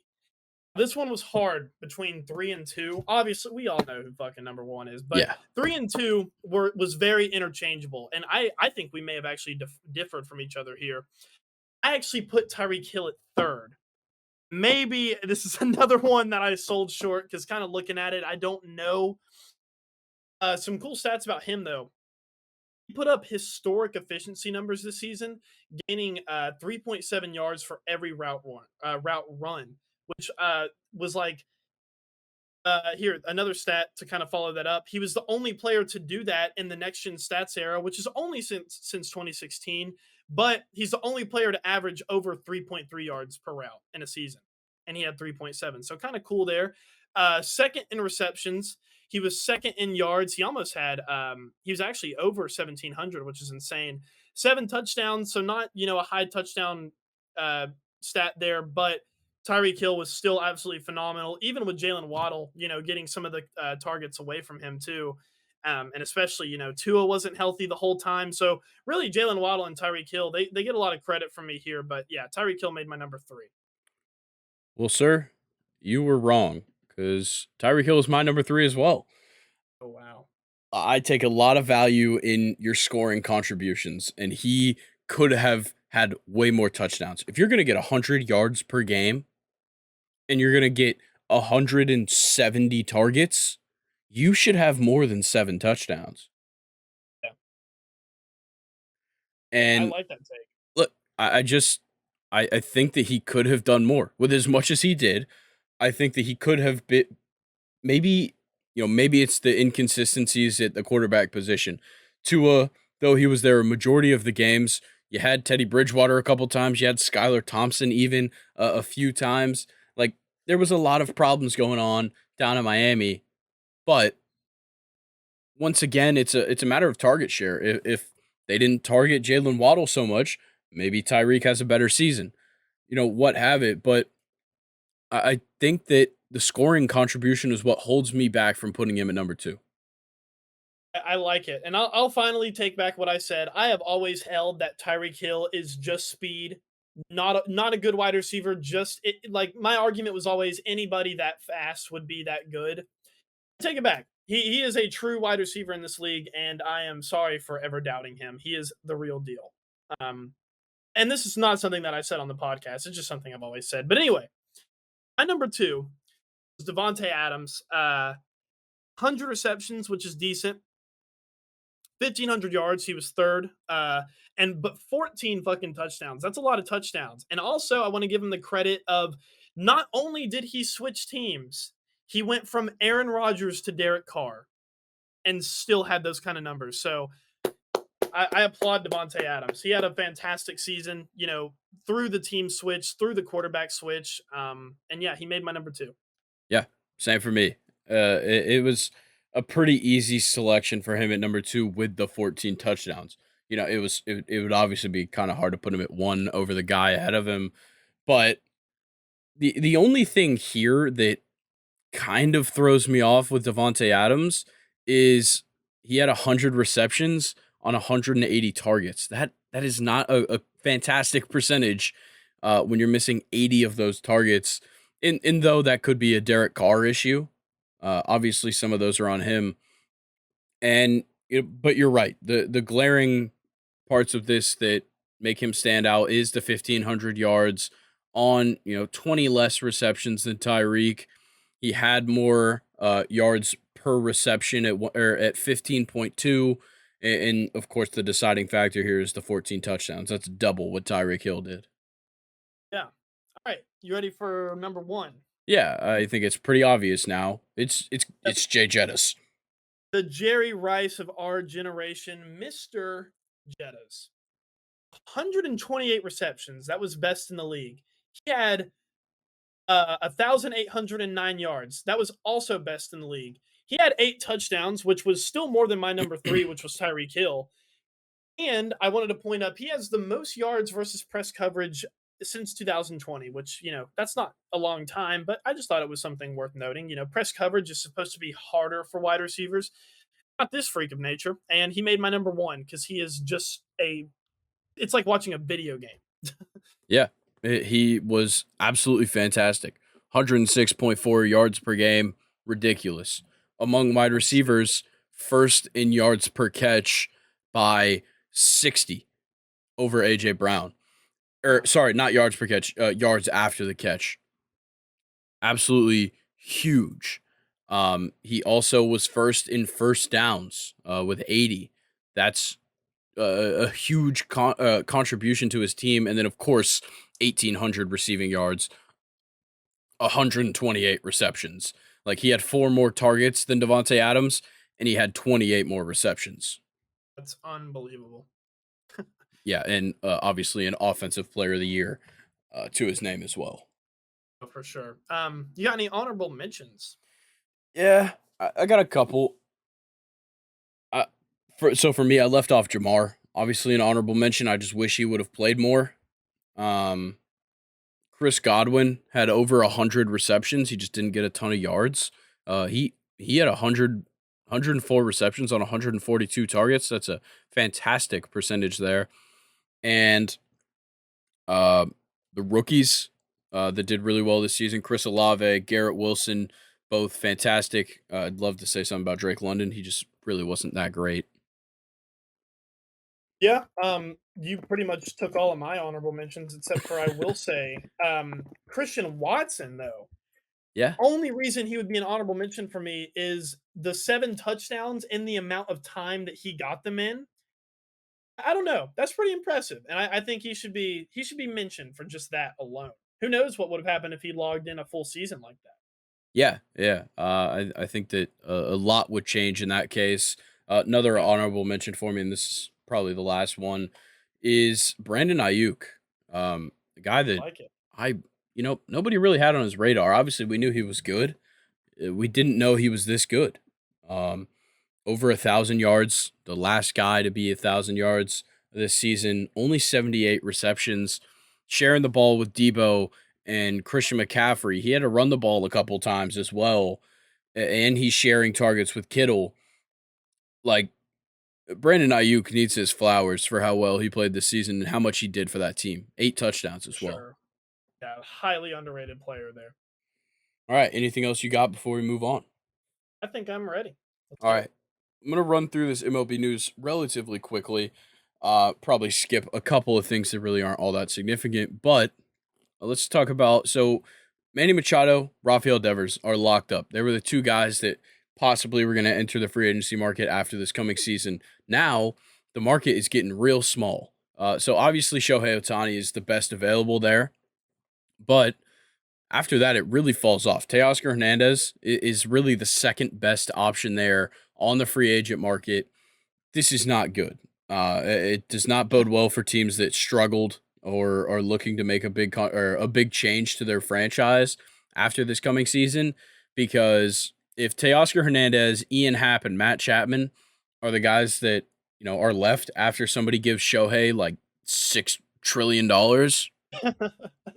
it's not looking great for that free agency market. So we could see a ton of trades coming next year if teams are really willing to ball out. Or who knows, a really quiet off season, which I'm kind of bummed about. I love MLB off season. It's one of the few times where I actually really pay attention to the MLB. And I'm talking like kind of free agency stuff because like I don't know the MLB more so than any other sport just feels like the contracts are just so entertaining. Like I remember the year when Manny Machado and Bryce Harper got signed, that was so fun to keep up with, and I'm bummed out that next year, won't be really anything like that, except for Yeah, Shohei. Shohei's contract's gonna be interesting.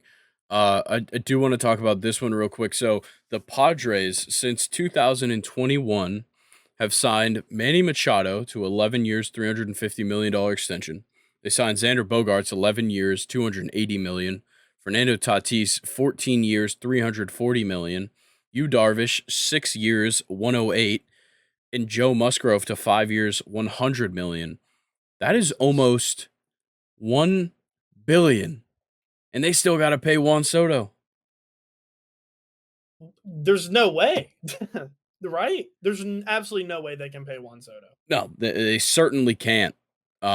Which makes this very interesting. Like $978 million across 5 players, and you still have arguably the best of the bunch to still needs to get paid. Yeah, but at least they have that core. I mean, that's a really big and very elite core that they have there, locked up for all of them at least over 5 years. The shortest contract being Joe Musgrove's. That's pretty damn good for the Padres. I'll commend them for that. It is, but it is quite a lot of money for these guys. Were on the team last year. They didn't even make the playoff, or they made the playoffs. They really didn't play very well though. Yeah, interesting stuff. Juan Soto, that's gonna be a big one. How long is he locked up for them with them now? I believe he's got 2 years left. Okay, gotcha. Let's talk about this one's just something extremely funny. So Wilmer Flores, MLB player, of course. I don't know where he's at right now, team wise, but he his wife gave birth to their first child, promptly named Wilmer Flores. He was born Thursday in Miami, and that makes 5 Wilmers in their immediate family. Wow. Like, what do you do from there? How do you distinguish names? Is he going to be? I think Wilmer Flores said that he's going to be Little Wilmer. There's got to Really be a original. different Wilmer that's littler.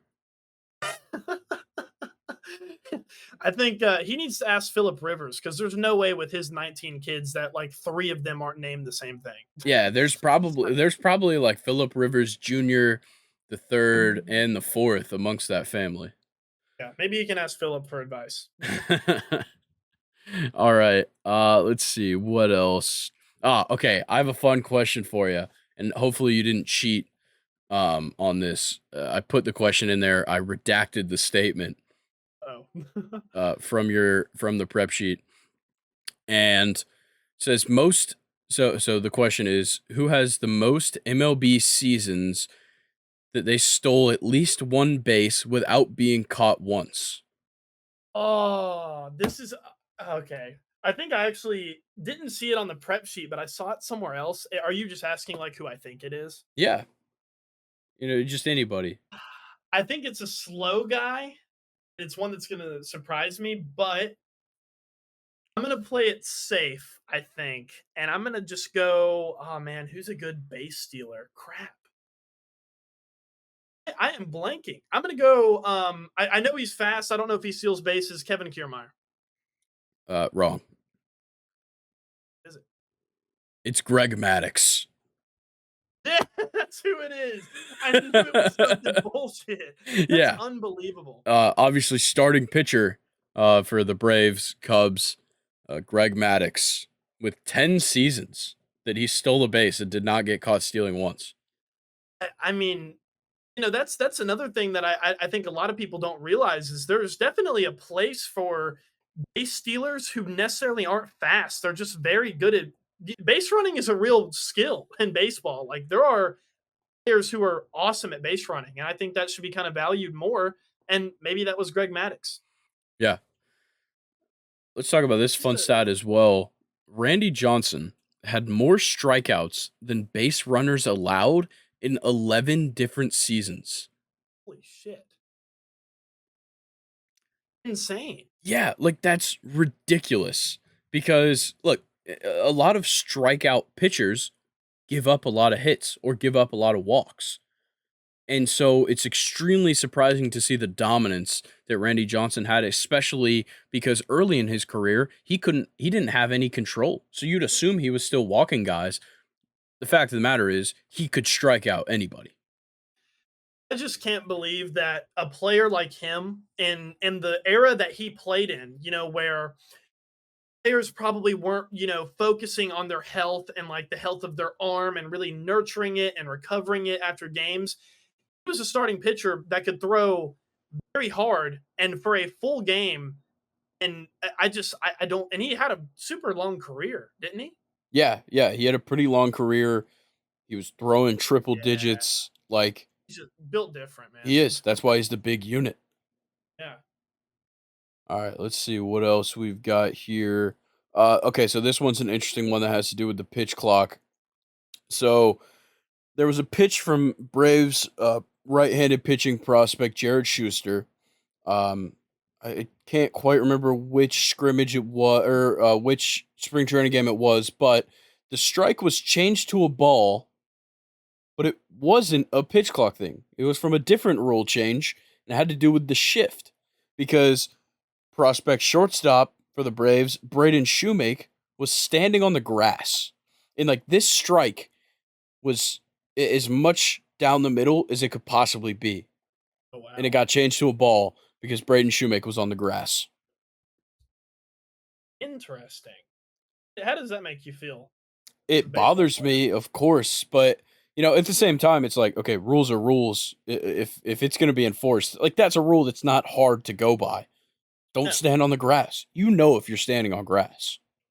Yeah. Yeah. That's a good point.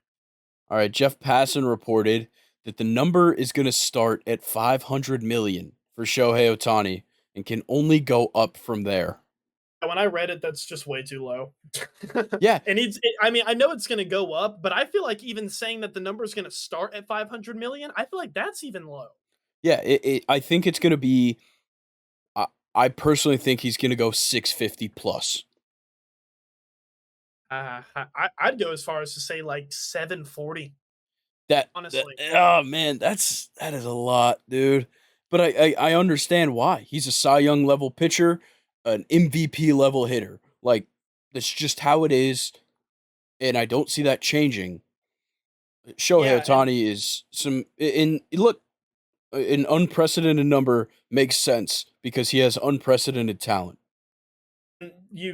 couldn't be said better. And it's just unbelievable, especially the timing of his career is during this, and even Manny Machado, I think we covered it on our last podcast. Even he was quoted in saying that like the free agency market has changed. Guys like Aaron Judge bet on themselves and ended up getting $545 million more than what they were originally offered or what they're originally going to like settle at. Shohei Otani is this good in the middle of just people are getting their bags, Grayson. So the number that he could get paid, that's just going to be ridiculous.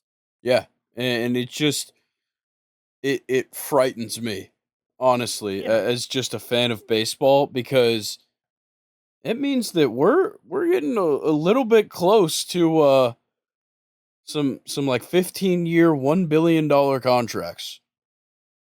Yeah, it's not out of the realm at all. Because every time somebody signs higher, somebody's gonna be like, "Well, I had a higher WAR than him, so I'm more valuable. I should be getting paid more." Yeah. It's a It domino effect, it it really is. is. I mean, and it Manny Machado mentioned it. I know that other guys getting signed are also a part of the reason of why Manny Machado said that. Other guys are getting paid, why shouldn't I? And if that's the case, then the number's gonna only keep going up, for your star players. So it is kind of worrisome, even for me too, of just how much these guys are gonna be getting paid and how long. Yeah, it's gonna be crazy. All right, last thing for the MLB. I thought this was absolutely mind blowing. In 1889, Yeah. the Philadelphia Phillies franchise left for spring training, which was in Jacksonville, and they were the first big league club to head to Florida for spring training. But Wow. it was 1889, and they left from the port of New York on their 4-day, 1,000 nautical miles sail to Florida. That is awesome. That would have been a good do you remember? Because we wouldn't have remembered that. That is true. There's nobody would remember that because it didn't happen Yeah, in anybody's lifetime. exactly. But that's just like you always hear about like explorers, taking these voyages in school. Kind of weird to think of a sports team doing that, but in baseball, it's so old that it makes sense.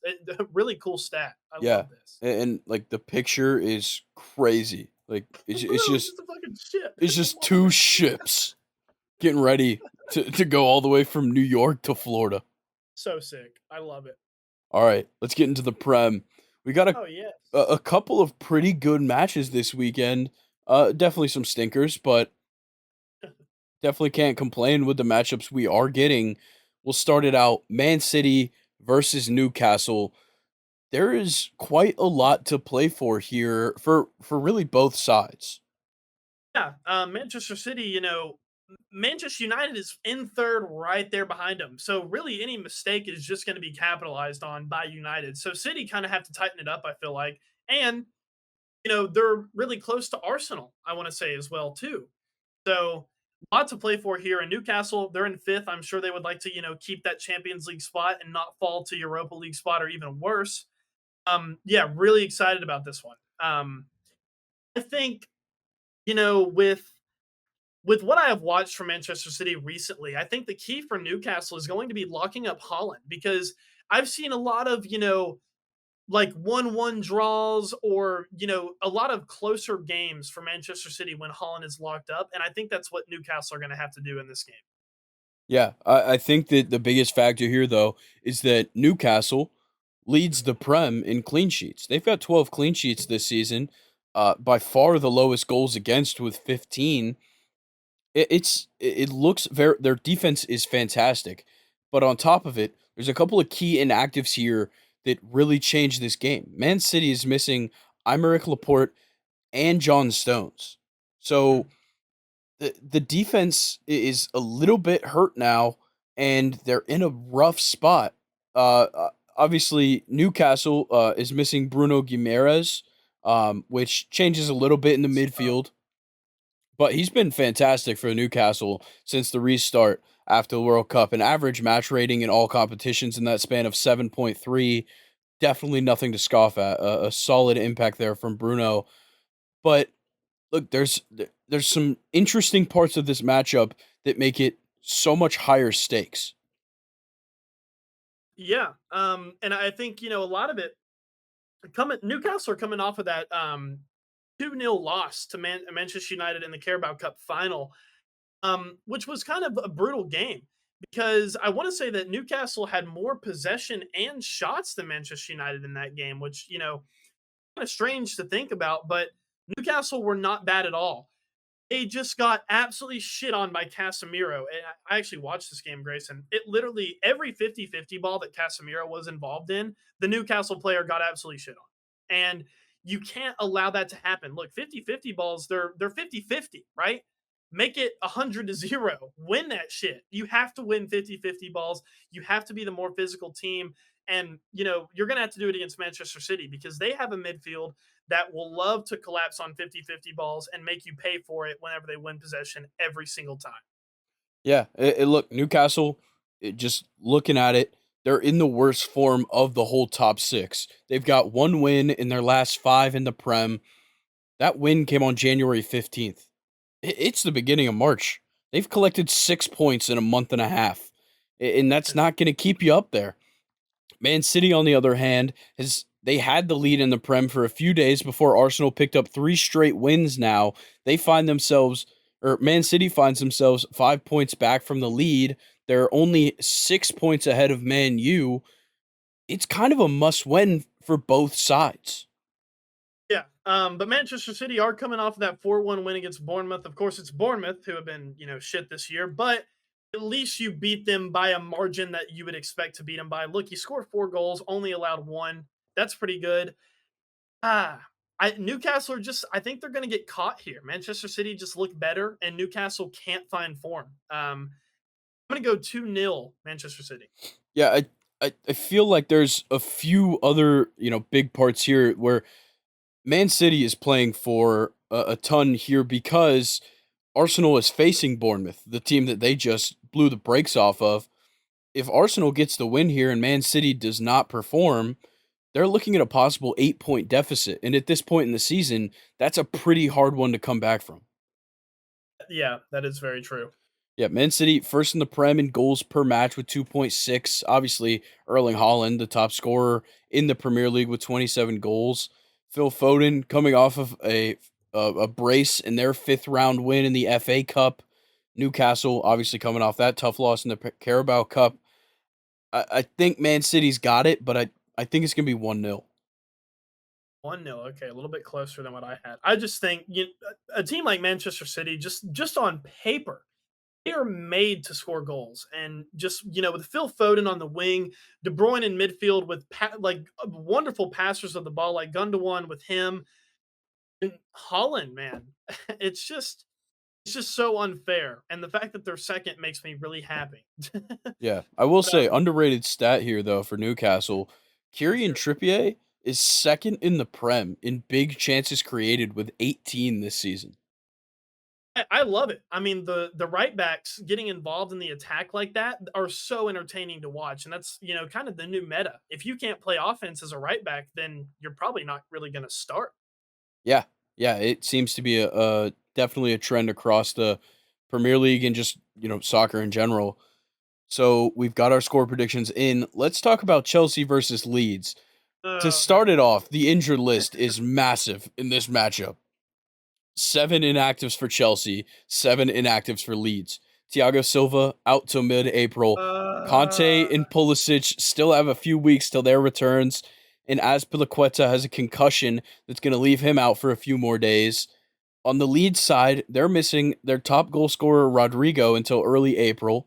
Pascal Skruik, uh, as close as I'm going to get with that name, is still out from his concussion he suffered on February 8th, and they're missing their center back Maximilian Wober, who's been on great form with an average match rating of 7.2 in his last six Prem appearances.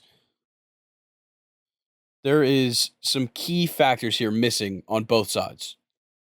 yeah, and the Chelsea one for me, Thiago Silva getting hurt against Tottenham, that absolutely made it the worst 2-0 loss ever because Thiago Silva has been the most consistent player for Chelsea. Of course, we have other consistent players now like Enzo. He's been absolutely brilliant in my opinion. Oh my God, Thiago Silva, I can't believe because that's the one part of Chelsea. I want to say Chelsea are fourth in clean sheets this year, and that's with zero offense. And in soccer, I'm sure you know as well as I know, Grayson, that offense really is sometimes a good defense. You got to be able to possess the ball. You got to be able to score goals if you want a good defense. And Chelsea are still fourth. It's all been because of Thiago Silva. And now that he's out, on top of the poor form that Chelsea have had, and as a Chelsea fan, I don't fucking know anymore. Of course, the one good thing, N'Golo Conte is back at Cobham training, which is absolutely fantastic. Was he on the injury list that you just read off? Yeah, so him and Pulisic are kind of scheduled a mid-March return, so just a couple of weeks left for both of them to come back. Interesting. Well, good thing that N'Golo Conte is already back at training at least. I don't really have much to say. I'm kind of upset that Chelsea ended up on the prep sheet because it's the same story. It just keeps getting worse. Um, I don't know. What do you think? What's going on the lead side? So look, before I get to Leeds, one more thing, a couple more things really I got to say about Chelsea. It blows my mind that Chelsea is still middle of the table when Kai Havertz is the leading goal scorer with 5 goals. That's ridiculous. On top Absolutely. of it, Chelsea haven't scored in 3 matches. They only average 1 goal per game. That's good for 13th in the Prem. But I will say Leeds offense is not any better. They rank 12th in goals per game with 1.2. They haven't scored an away goal in 2 matches, and they're ranked 13th in shots on target per match with only 3.8. Though Leeds is coming off of a win in the Prem, they had a tough loss to Fulham in the FA Cup 2-0. I, I, I'm looking at a 0-0 draw. Same, because look, Chelsea definitely. I think even with Thiago Silva still being out against 17th place Leeds, I think Chelsea can still muster a clean sheet here. But Leeds can definitely muster a clean sheet because look, in their last Prem win, it was a 2-0 win over Southampton, which I want to add that Chelsea just recently lost 1-0 to Southampton. So perfect there. But um, in that 2-0 win, the goalie and the back four of all leads were all over or right at like a 7.2 match rating, which is exactly what you need. And a 7.2 average match rating for your goalie and defenders will get you a clean sheet against Chelsea. So I completely agree with you, nil-nil draw. All right. Let's talk Liverpool versus Man United. This one being Ooh. played on Sunday. Really a fantastic matchup. Liverpool's been surging up the table. They're now in sixth, and Man United as well. They're on great form. They just won the Carabao Cup. They're in third place with 49 points. There is a lot going on here. Both teams come into this one 3-1-1 in their last five. What's kind of your first impressions on this matchup? My first impressions on this matchup is despite if you don't count the hilarious 5-2 loss that Liverpool suffered to Real Madrid recently, I think that was last week. Liverpool absolutely need Virgil van Dijk, and it speaks volumes. Liverpool have had 4 clean sheets in a row, which is super impressive. It's a lot of the reason why they've been able to, jump the entire table, it seems like, and get themselves back into 6th place. But Manchester United, as you just said, also have a lot to play for. If they win and City somehow, fuck up or tie or lose, they could be within 3 or 4 points of 2nd place, which is huge for them. And yeah, we're starting to get down to the point in the season where these sort of like top 7 matchups are going to be really really fierce, and I cannot wait for this one. Yeah, it's going to be a fantastic matchup. Liverpool, they sit in sixth place right now. They're only 2 points behind Newcastle for fifth for that Europa League spot. And Liverpool's sixth in the Prem in goals per match with 1.7. Man United only sits one spot ahead, also at 1.7. Obviously, a few more decimal points, and we'd have an exact number, but I'm not going to do that. And then Liverpool, as a team, ranked second in big chances created with 62. But got to give it to Man United. Bruno Fernandes is 17 big chances created, is third in the Prem this season. So, look, I think there's the opportunity for a lot of goals scored. Rashford, obviously, on fantastic form. Bruno as well. I, I, I got to say, I think this can be a high scorer. I think Man United takes it 3-2. 3-2, I like it. I think with Manchester United coming off of that Carabao Cup win, that ended a 6-year trophy drought for them, and it was a good sight to see, even as a Chelsea fan. Eric Ten Hag hugging Sir Alex Ferguson in the tunnel after the game. I think that Manchester United are riding high. There's no way they'll lose to Liverpool. I'm gonna go 2-1 United. Yeah, I like that, and nothing to scoff at here as well. Something I just kind of overlooked on accident. Man United also got a 3-1 win over West Ham in the FA Cup this week. So Yeah, a lot of things going their way right now. I definitely see them coming away with the victory. yeah, me too. All right, Luke. This brings us to stake your claim. Unless you've got anything else you want to talk about with the Prem this weekend. Yeah, I'm good. You want me to go first? Yeah, go ahead. I'm excited about this one. I did read some information that kind of could say otherwise, but I'm going to bring it up because I like to read all the facts, even if it makes me look horrible. But I'm going to do it anyway because this is stake your claim. I'm about to stake my fucking claim. So this would have been my stake your claim last week, Grace. I don't know if you remember, but pre-recording for last week's episode, I told you that there was a free agency, a player in free agency in the NFL that has been completely overlooked. Do you remember that I think so. I at can't all? think of who the player was. Okay, I never told you because it actually worked out perfect, so I can do it now. I stake your claim. Josh Jacobs won't be a Raider next year. And when he gets paid by the other team that will come along and snag him, he'll be the highest paid running back of all time. Here's why. So, after Josh Jacobs played the Steelers on Christmas Eve, I absolutely loved this game. And here's what Josh Jacobs had to say: I'm tired of dealing with this. Every day I come here and bust my ass, and I see guys busting their ass, and the result is not there. For me, the last 4 years, the result has not been there. And quite frankly, I don't know what else to do. So kind of eye opening there, but just recently, literally like over a month ago, this is what he said. Another quote from Josh Jacobs. I mean, for me, I've got the Raiders seal tatted on me. Jacobs told Good Morning Football.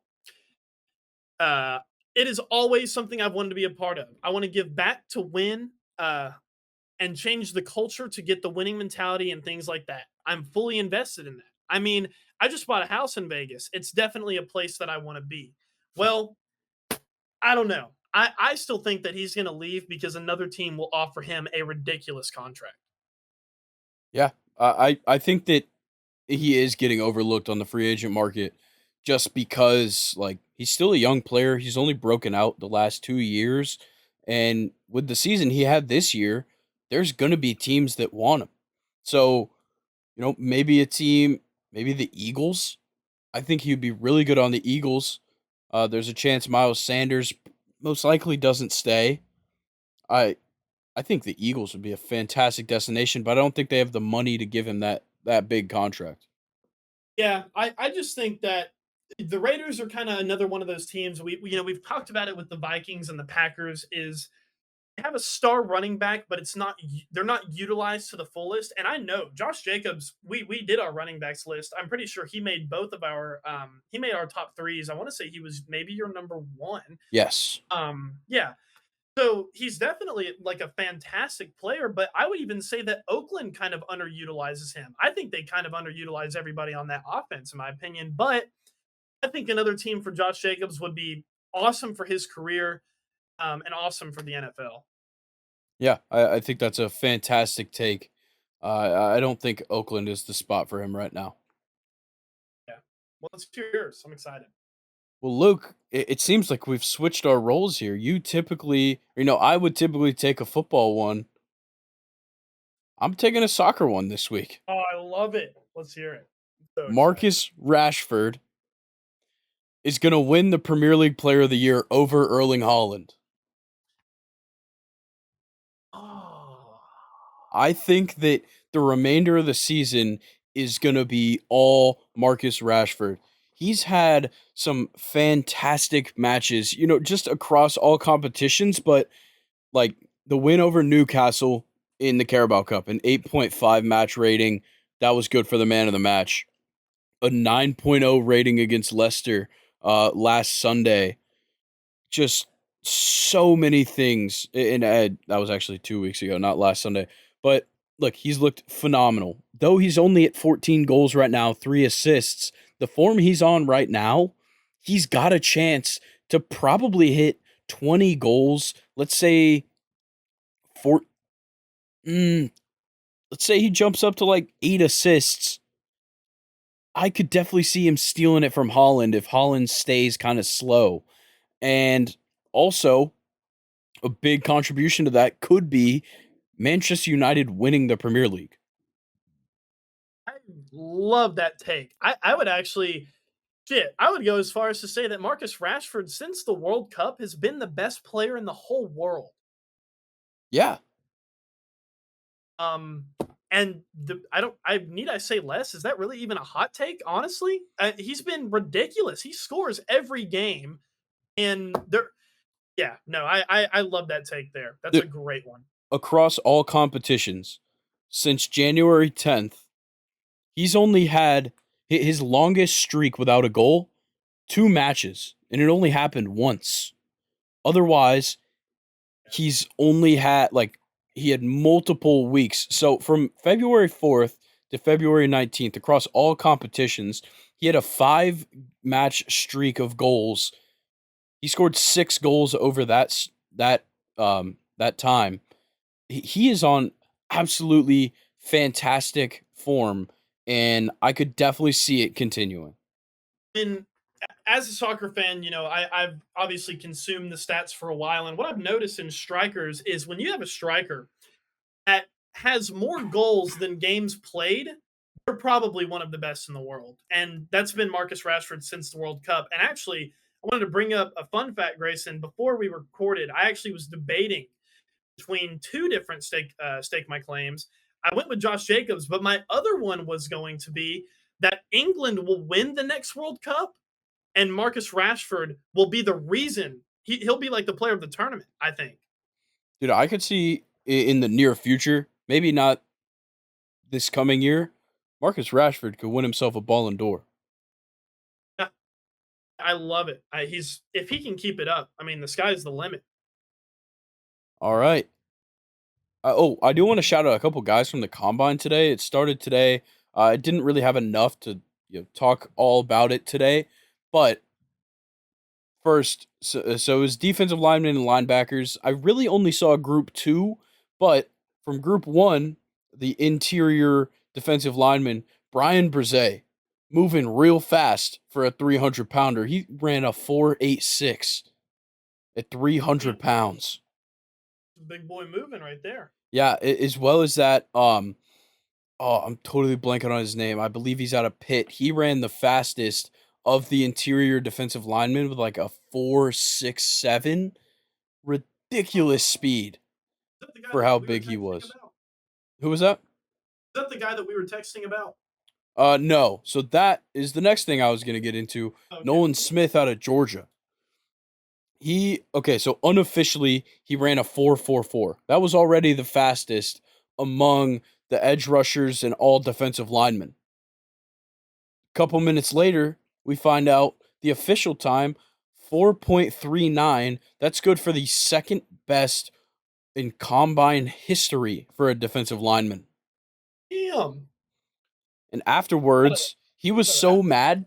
He was so mad that he thought he didn't run hard that he slammed his phone on the ground and went and talked to a sideline reporter, said that he felt like he was only going 85%. Be specific. Like, that's ridiculous. And on top of it, a 41.5-inch vertical. Damn, dude. It was Wow. ridiculous. That's a fantastic combine. Yeah. A few other guys I want to talk about real quick. Tyler Lacey out of Oklahoma State. Dude's a fucking unit. Huge, pretty fast for his size, giant edge rusher, immense strength, pretty fast, can start on a dime. Fantastic guy out there. I am gonna absolutely butcher this name. Adetomiwa Adebawore out of Northwestern. He huge, first of all, fast, physical, agile. He looked flawless across all the drills today. He was phenomenal. And then last guy I'm gonna talk about, and I really wish I didn't have to give this guy his shine, Brenton Cox out of the University of Florida. Fuck Florida, whatever. He looked real damn good. Big guy, fantastic in the wave drill, which is really big to me for those guys. It's really about, moving on a dime, stop, start, back pedal, run forward, turn around, like whole lot of stuff going on in the wave drill as well. Great agility in the four bag agility drill for his size and stature. Like it. Awesome. And I think this is a good time now that the combine's starting to say that we will be working on mock drafts and they will come out before the draft. That's a little Exciting. sneak peek, Yeah, but if we you're a won't. fan listening, make your mock draft. Let's Yeah, compare. put some mock Our mock drafts in draft. the Reddit. I'd love to see that. Yeah, that'd be so cool. All right, I think that's gonna do it for us now. Yeah, actually, I have two shout outs that I forgot about. As we're recording this, today is Ben Roethlisberger's birthday. Happy birthday, Ben Roethlisberger. I love you. I also wanted to shout out John. No context at all. Just shout out John. He'll know who I'm talking about. Facts. Whoever that is, shout out. All right, it's gonna do it for us. We will see y'all next week. Combine's going on. Plenty of stuff happening. The World Baseball Classic starts next week, I believe. So, whole lot of stuff happening. We'll see y'all next week. Peace. Peace.